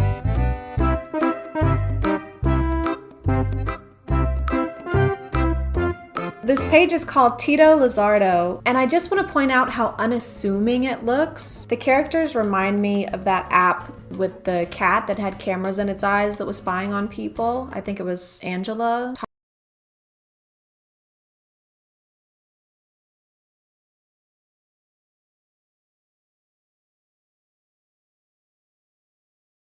Cute, colorful, animated characters, and their original song is linked in their bio, which is on YouTube Kids. And the chapters, or whatever you call these new series things on TikTok, are titled stuff like having fun and friendship, which ironically is exactly what people say to me when I ask if we're a thing or not. All that to say, at first glance, this account is obviously for kids. So then what the f is this? Throw it, throwing that ass. I can't even tell what this character is. Like, this one is obviously a cat, and this one looks like a dinosaur with veneers and an inflated latex glove for hair.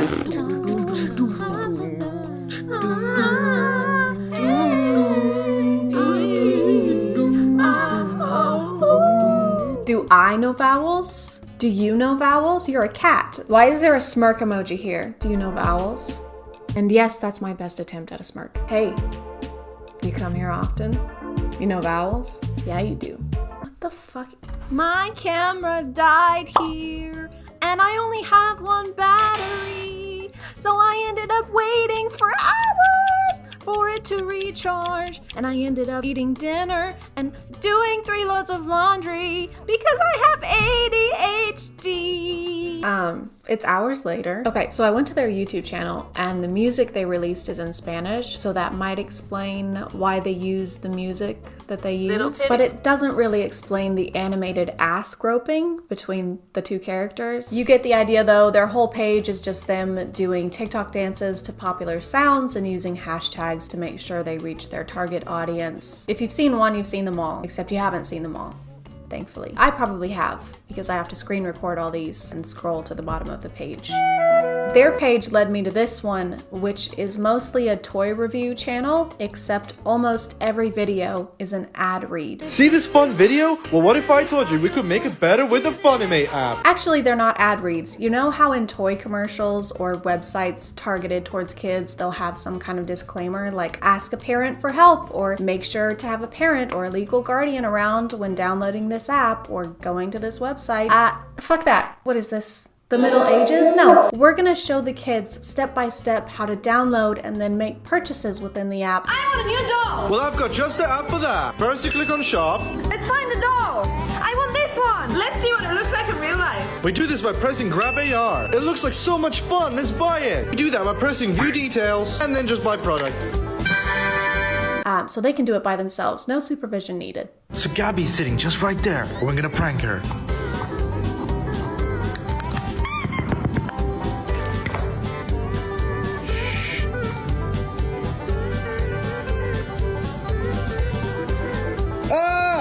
Oh my god, are those string lights? You couldn't like throw them at her. You have to incorporate them in a way that makes them scary because they're not exactly menacing on their own. Like, who's gonna react to LED lights just laying on the floor like this? So it's a 2-bed, 2-bath. The roof was just redone. I think it would fit your family perfect. It seems perfect. How quickly can we close? Oh, soon, very soon. Just one tiny thing I have to disclose. The previous owner did die in the house.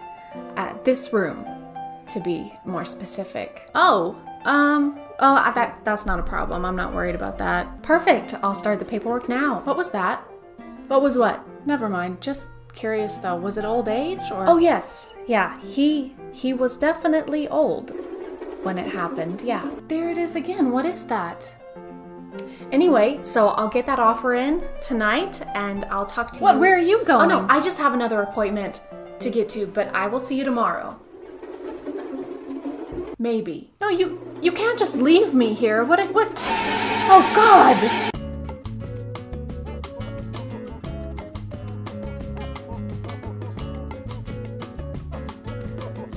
It's time to prank my girlfriend with the legendary poo prank with not one, but 2 poos! So, all we need for this is 2 of these disgusting poos, some barbecue sauce, and let's not forget about the toilet. We'll start by placing the first poo on the toilet because we didn't make it. Then the second poo is gonna go open this door. To make it extra realistic, we have to put barbecue sauce everywhere.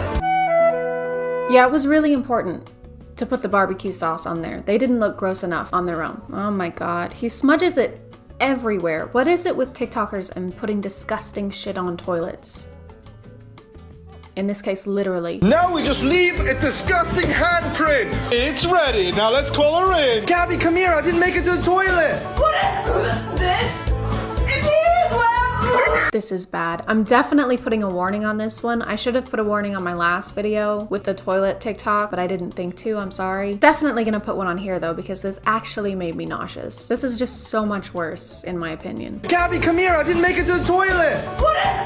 This is a pointless critique, but who comes running like this to the words, "Babe, I didn't make it to the toilet"? And what do you want me to do about it? You're on your own. I'm not going in there. I might throw cleaning supplies at you from across the room before I leave, but that's only if I'm feeling generous that day. Oh, no. This laugh sound from TikTok, this one, triggers my fight or flight response. Every time I hear it, my entire body winces in emotional pain. You can always tell how unfunny a TikTok is gonna be when you hear this sound.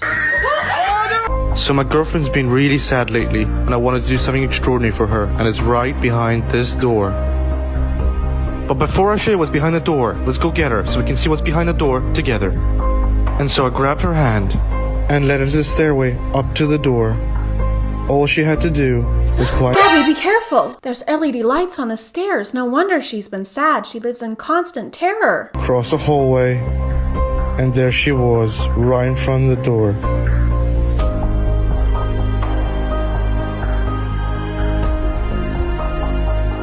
I love the camera angle changes. It doesn't break my immersion at all. Okay, Gabby, open this door. There's a surprise for you behind this door, okay? Okay, wait, let me open the door so that I can get a shot of your first real reaction. Sure, yeah. Okay.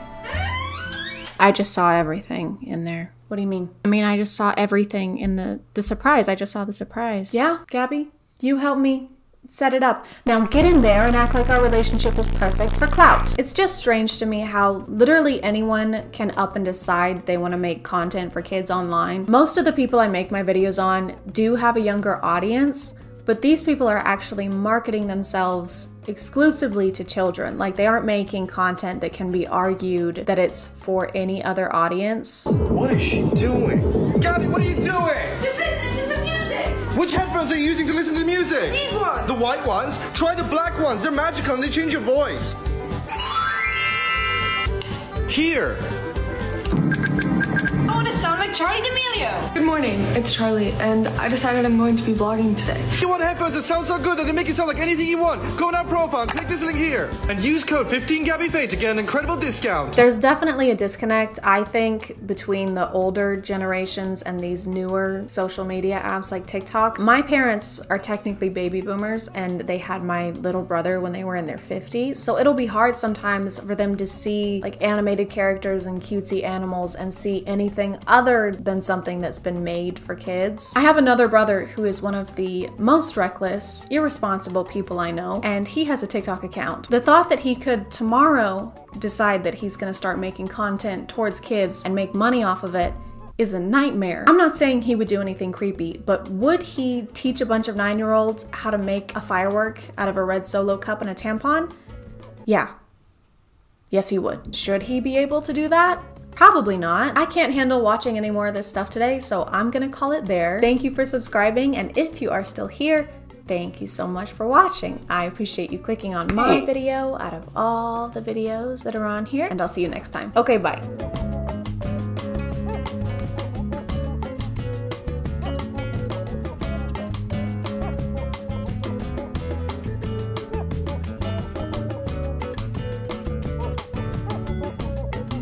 Hey guys, my name is ChadChad. Not really. Do y'all remember when people lost their minds over the limited launch of Valentine's Day themed Stanley Cups and would do anything to get one, including waiting in line overnight or even starting group-wide fights? Get him! Get him!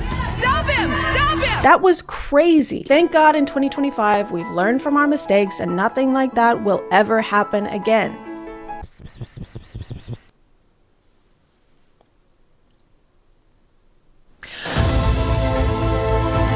Over the last 5-ish years, it seems like drinkware has become less about staying hydrated and more of a collecting hobby for some. Whether it's Hydro Flasks, Stanley Cups, this tumbler from Buc-ee's, I would walk barefoot over hot coals for this thing. That's not a joke, I'm not kidding. And as of a couple weeks ago, the Bear Cup from Starbucks. This thing was announced on Starbucks' TikTok page on November 4th and it got crazy interaction. It had about 2.3 million likes. You'd think that might tip them off that there would be a lot of interest in this cup, but I guess they don't understand supply and demand, especially when the demands are to give their employees a better work environment. What? The cup is a pretty basic glass bear with a hat on top, which is pretty cute. Putting hats on top of things that shouldn't have hats on is always gonna be cute. They got us there. But for $30, I don't know, maybe it could have a handle. Maybe you could hold it in any other way than grabbing it by the neck. Bears don't like that when you do that to them. Trust me, I've tried. Or maybe it could fit in a cup holder. Any cup holder. But despite the price and the impractical design, these things sold out basically everywhere in minutes. The store is now open. Run. Or sometimes in seconds. Oh. That's it. We only had 6. And I guess that makes sense for a high-ticket item like this was. Everyone wanted to get their hands on it. I mean, their paws on it.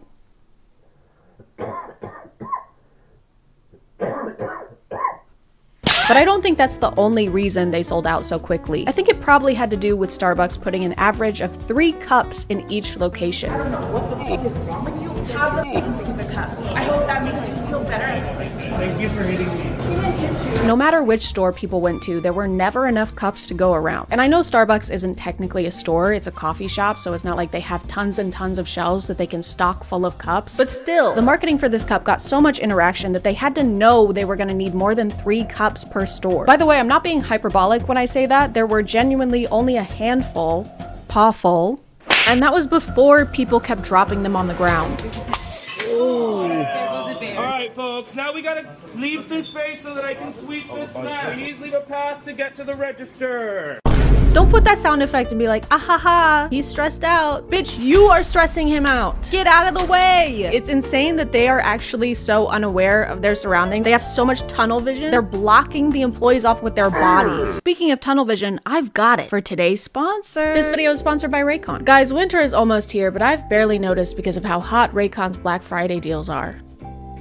I'm sweating buckets right now. With Raycon's audio products, you get the same premium quality you get with the big guys, but without paying the big prices. And with their essential open earbuds, you can listen to your music anywhere while staying connected to your surroundings. Their flexible ear hooks can bend to fit any size and are so lightweight you might even forget they're there. I'm wearing them as I write this script, and you had no idea. And neither did I, because I forgot. They've got 8 hours of playback time and 36 hours of battery life with the charging case, meaning a single charge can get me through days of thrifting trips, dog walks, and shower scrubbing. Plus, with their digital signal processing tech, they're made to optimize your voice while blocking out everything else. So when I call my mom, she can't even hear the shower scrubbing. Can you still hear me when I'm doing this? If you want to check them out and get up to 30% off during Raycon's Black Friday and Cyber Monday sale, just click the link in the description or go to buyraycon.com/ChadChadOpen. Thank you to Raycon for sponsoring, and let's get back to the video. So far, I haven't found one video where the store had more than a single-digit supply of cups. Hi guys, welcome. Do you have the glass beers? We only have one. Oh, what? You're lying. But what's even crazier than them failing to predict this is the fact that they also didn't enforce any kind of limits on how many cups each person could get. They told me there was only going to be 4. People going crazy, like damn leave some for the rest of us. People were just allowed to walk in and grab as many of these cups as they wanted, which means the resellers flocked to these cups like bees to honey, or bears to honey. Or flies to honey. Everyone likes honey. And now if I look up Bear Cup Starbucks, the first things I see are people relisting the Bear Cups on Etsy, on eBay. This one is for $300 on Mercari. This one is listed for $2.5 million. So best of luck to them with that. Hope that sells quickly. People were standing in line anywhere from 3 a.m. in the morning to 9 p.m. the night before. Social media videos showed customers camping out in order to get their hands on one. I have no chance. People were so committed to getting this cup that they were even willing to commit crimes. We out here camping. I got the porta potty, toilet paper, wipes, and 2 chairs. Is this a joke? Is this a meme? Are we memeing? Been at Starbucks since 10 p.m. for the Hello Kitty and glass bear drop. I even brought my portable potty. I'm not losing my spot. Why did she phrase it? I even brought my portable potty. Like it's a fun fact. Like that's an additional fun fact. None of this is fun facts. I'm gonna be sitting out here for hours. And I even am gonna be shitting out here for hours. It makes literally no sense to me why you wouldn't have some kind of limit per person on the cups right out the gate, especially based on how past holiday launches have gone. Get him! Get him! History tends to repeat itself. History tends to repeat itself. Imagine having such a wanted product, seeing people start queuing up the day before and going, wow, this is great. Everyone will be respectful and only grab as many cups as they need. Are you sure? I mean, there's something called greed. Yes, I love Michael B. Jordan. So you've been standing in line for hours or all night even. Your feet hurt, it's cold, the woman in front of you is shitting into a bucket. And after all that, you still don't get a cup because the guy in front of you swipes them all so he can list them on eBay for 17 times the price. Just bought this cup for $30. In 20 minutes, it's sold right there. $215. This guy! Surely that wouldn't cause people to fight each other or anything. That wouldn't... Okay, this is literally the second TikTok I'm watching about this, and the first words are, okay, fine, call the cops on me. I don't care, call the cops on me. But some people didn't even have to go to eBay to turn a profit on this because they started getting offers for the cup right there in line. And I walk in and some girl is checking out with it. So I go up to her and I'm like, can I please buy that off of you? I've been looking for this cup. I will do anything. I have $1,000 in my car cash I can give you. Hang on a second, pause. That is crazy. Why would you spend that much money on something as trivial as a cup just because you want that specific one? That would be like spending thousands of dollars on a piece of cardboard. Oh my God, Bill! No one would ever do that. The worst part of all of this, obviously, is how people were treating the employees, who are, by the way, already going through it. Don't buy Starbucks right now. There's a strike going on for unfair labor practices. I guess they forgot how to treat their employees well. I guess someone should get them a refresher. Turns out when you market a cute cup to people who love cute cups and then don't send enough cute cups to stores, the first people to get blamed are not the executives who made those choices, it's the employees. Employee! Some people immediately decided that the reason for low stock in stores was because the employees were buying all the cups. So employees ourselves were scheduled to be in the store at 5:30. So she's working. It's so cool that all three of these people are yelling at this guy at the same time. It's also so cool that we're filming this so we can try and get him in trouble later. She's not allowed to. She's on the clock. So she's shopping on Starbucks clock. Thank goodness this woman is here. I was beginning to worry no one was around to advocate for the billion-dollar corporation. She's shopping on Starbucks clock. And you're hopping on Starbucks' clock. Hop off of that thing. Stop riding them. Trying to get an employee in trouble and potentially messing with their livelihood because you didn't get the product you want is slimeball behavior. I'm sorry. Slimeball core. I saw so many TikToks where people were claiming the cups were gone because the employees probably bought them all. The barista mug was never on the shelf. The employees props bought it, annoyed emoji. Which I think is a pretty unfair conclusion to come to when the employees had nothing to do with how many cups were sent to each store. It was the company that decided to use scarcity marketing for this entire campaign and make people feel like they missed out on this one so that next time they'll be more likely to try and get one. It's not like they sent hundreds of cups to each store and the employees stashed them all away. The employees aren't napping in the back rooms on a big pile of bear cups like Smaug. I feel like a more accurate metaphor for this would be throwing a big juicy steak in front of a group of starving lions. I'm so hungry, by the way. And then turning to the squirrels and being like, okay, don't let them eat any of this steak or you're fired. I haven't. On top of all of this, employees had to deal with people like this. I was here at 5:30. I've been sitting in my car. I sat in car. Stop talking over her. Yes, Oh my God. This is giving me PTSD, like flashbacks to working in a call center. This is terrible. Show me the cameras, please. I can't show you the cameras. But you can. You're claiming. Bro, something. she just said she can't show you the cameras. can, Oh though. my God. Okay, we're not going to serve you, unfortunately. Well, you have to. No, they don't. I cannot show you the So cameras. go look at the cameras.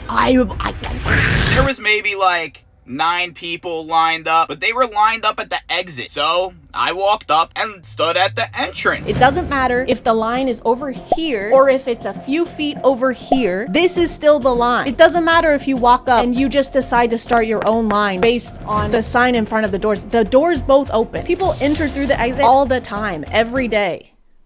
It doesn't matter. So everybody pushes through, all right?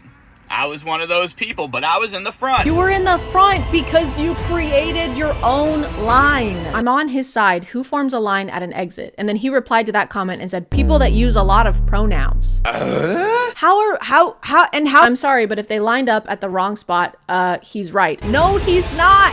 What is, I'm so angry. It looks like they're not going to be restocking the Bear Cup because, like I said, they're trying to make you feel like you missed out so that next time you get in line a week before launch. That's a lot of poop buckets. Things are going to get pretty grisly. I do feel kind of bad for the people who really wanted a Bear Cup but couldn't get one, so I decided to recreate it right here in my home so that I can have it, not you. You still don't have one. Hey guys. Hi. We have 10 minutes to make a Bear Cup from scratch. Also, we weren't allowed to make a plan before this, so we're going into this blind. Call us mice with no tails because that guy's wife cut them off with a farmer's knife. Start the timer. 3, 2, 1, go. Okay, we have 10 minutes. Okay, 10 minutes to make a Bear Cup is easy. Here's the plan. Hold on. We're going over here, actually. This is what Minto does to all of her toys. She tears them up and she rips everything out of them. So I think we can use something like this and we can put the cup inside. Wait, okay, so look, here's one with a hole in the top This already. kind of feels like really This promising. is basically a bear if you take away the P and the inguin. Wait, okay, so here's a squid. Okay. Wait, this is like a perfect hole in the top, like that. It is, but does it resemble a bear enough? If you take away the S and the quid. Yeah. Me when I'm British and I'm robbing you. Take away the quid. Take away the quid. Take away the quid. Sorry. There has to be something This one. bearish. This simply won't. Me when I'm a stockbroker and I'm looking at the S&P 500. Wait. That's a log. Yeah, but it's close. Wait. It's close to color. Whoa. That's a monkey. Okay. Well, this is a bear. Okay, actually we could use this. Now that I'm thinking about it, this is a bear. We have 5 minutes Okay, go. We have to go. This has a hat on it. I feel like we could use that. That's important. All right. Can we get the bill? This is very wait, hold on. Me when I'm trying to decide who's paying the check at dinner. Don't film her for this part. We have 2 minutes and 12 seconds. Okay. There's like a label on the Bear Cup. We need to put our brand label on the Bear Cup. Okay, alright, what's our label? Bear C-U-P. Bear, I'm assuming the letters. Boy is drinking water to show solidarity. Okay, 5 seconds. 4, 3, 2, 1.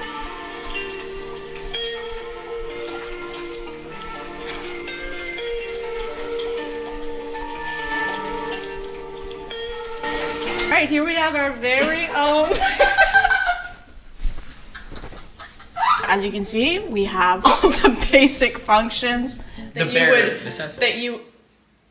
Bro. I'll take over from here. Bro. This is our Bear Cup. Bro. Decked out in all of the bear necessities. Bye guys. Here's my password. Oh, thanks. I just found it.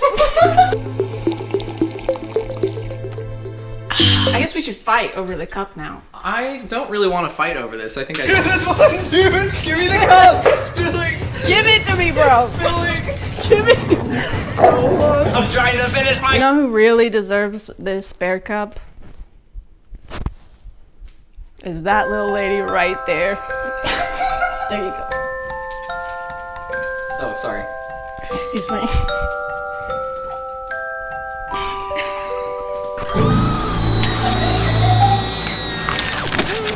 I'm gonna call it there, guys. Thank you for subscribing, and if you are still here, thank you so much for watching. I appreciate you clicking on my video out of all the videos that are on here, and I'll see you next time. Okay, Bear.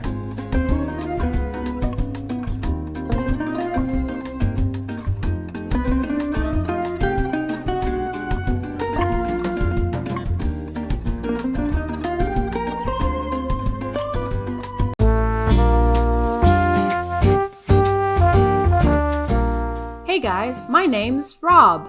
And my name's Gary. Today we have a letter in from Mitchell, and he says, my friends want me to share my snacks at school, but my mom only packs enough for me. How do I tell them I don't want to share? Uh-oh, Mitchell. Now, Gary, what does the Bible say about this? Well, Rob, it says in Ephesians 12. Hey, Rob. Hey, Larry. I mean, Gary. Oh, hey, Willie. What are you doing here? I just stopped by to drop these off for Gary. You left them at our house last weekend.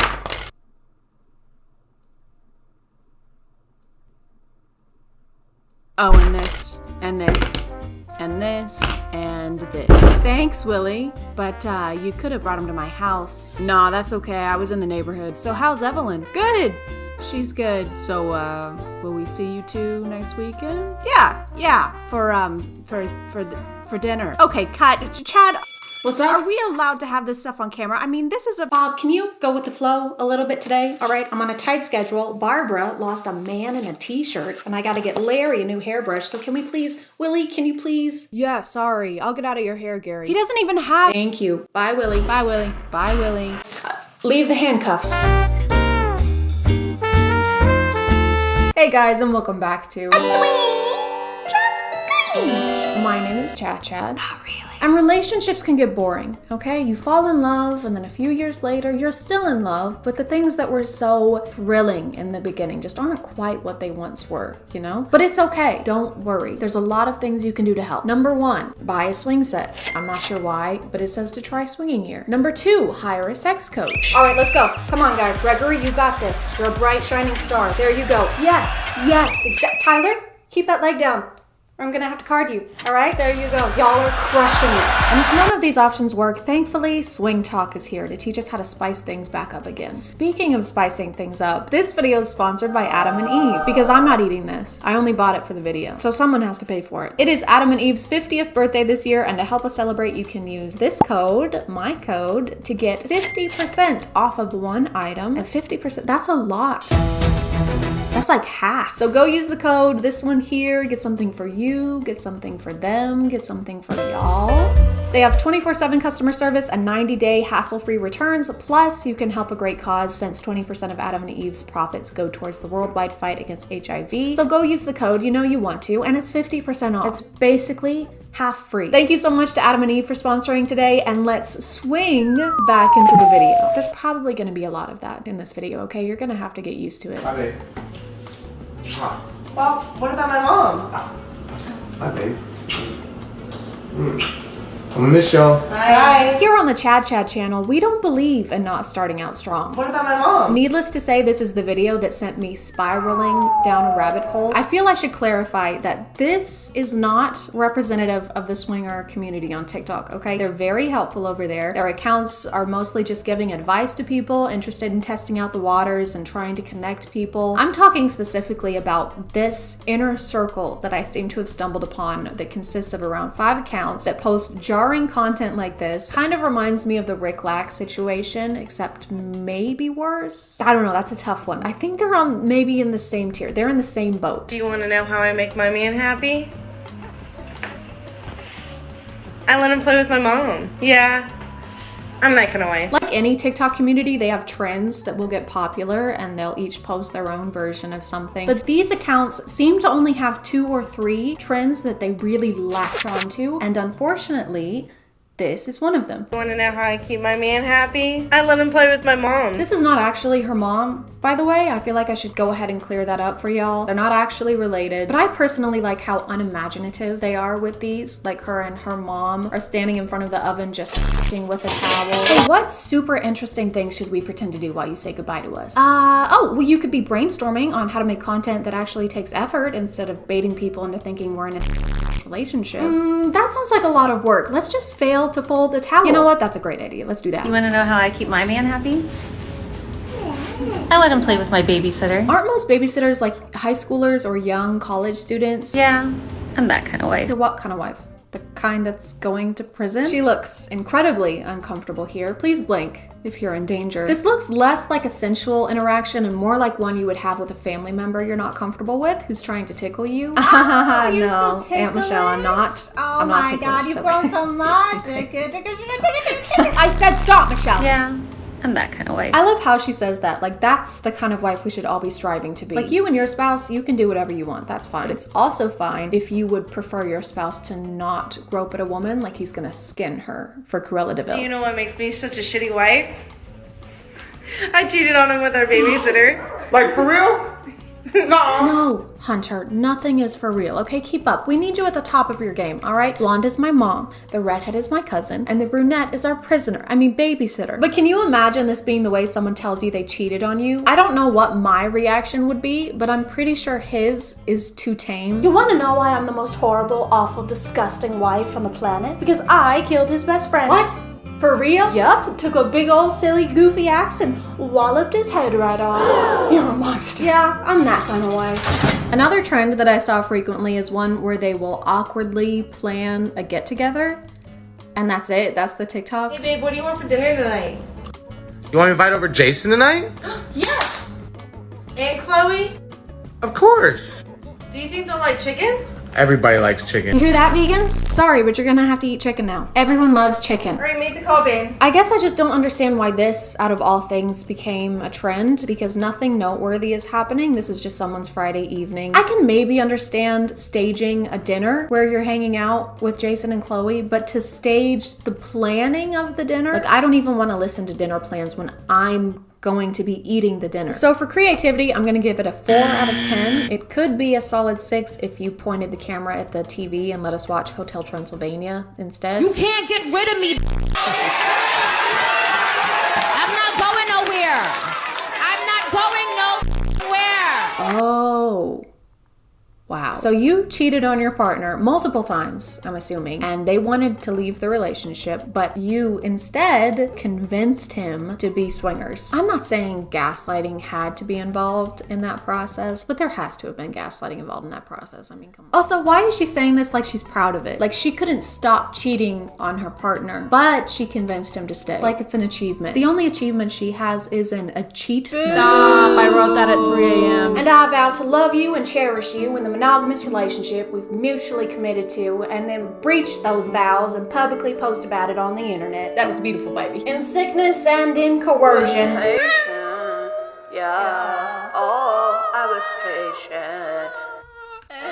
I can scream that we made it. Yeah, you made it. Made him become swingers with you. If it takes you years to convince someone to do something, breaking news, they don't want to do it. I legitimately do not understand why you would use this for TikTok clout. This is like trying to sell cupcakes and then bragging about how you like to shit in cupcakes. You want to know how I keep my man happy? Not really. You want to know how I keep my man happy? Not really. You want to know how I keep my man happy? Not really. Can someone please find these 5 accounts a new trend to latch onto for the next 6 months, because this is getting out of hand. I'm going to adopt this method of content creation. I'm just gonna repost this video over and over again, but I'll be wearing a different shirt and kissing my mom.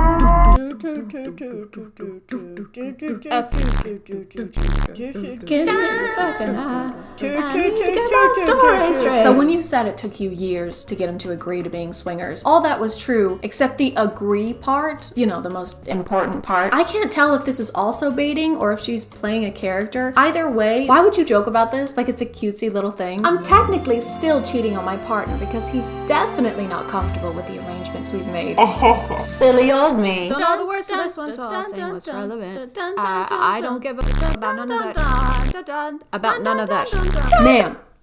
He does not want to do this. How many times do I have to tell you? If he was comfortable with swinging, wouldn't he not care that you're flirting with other people? I've never been in a relationship like this, so feel free to correct me if I'm wrong. But even if he had agreed to this and was taking issue with something you were doing, isn't that a boundary that you guys should discuss together instead of posting a TikTok and saying you don't give a f?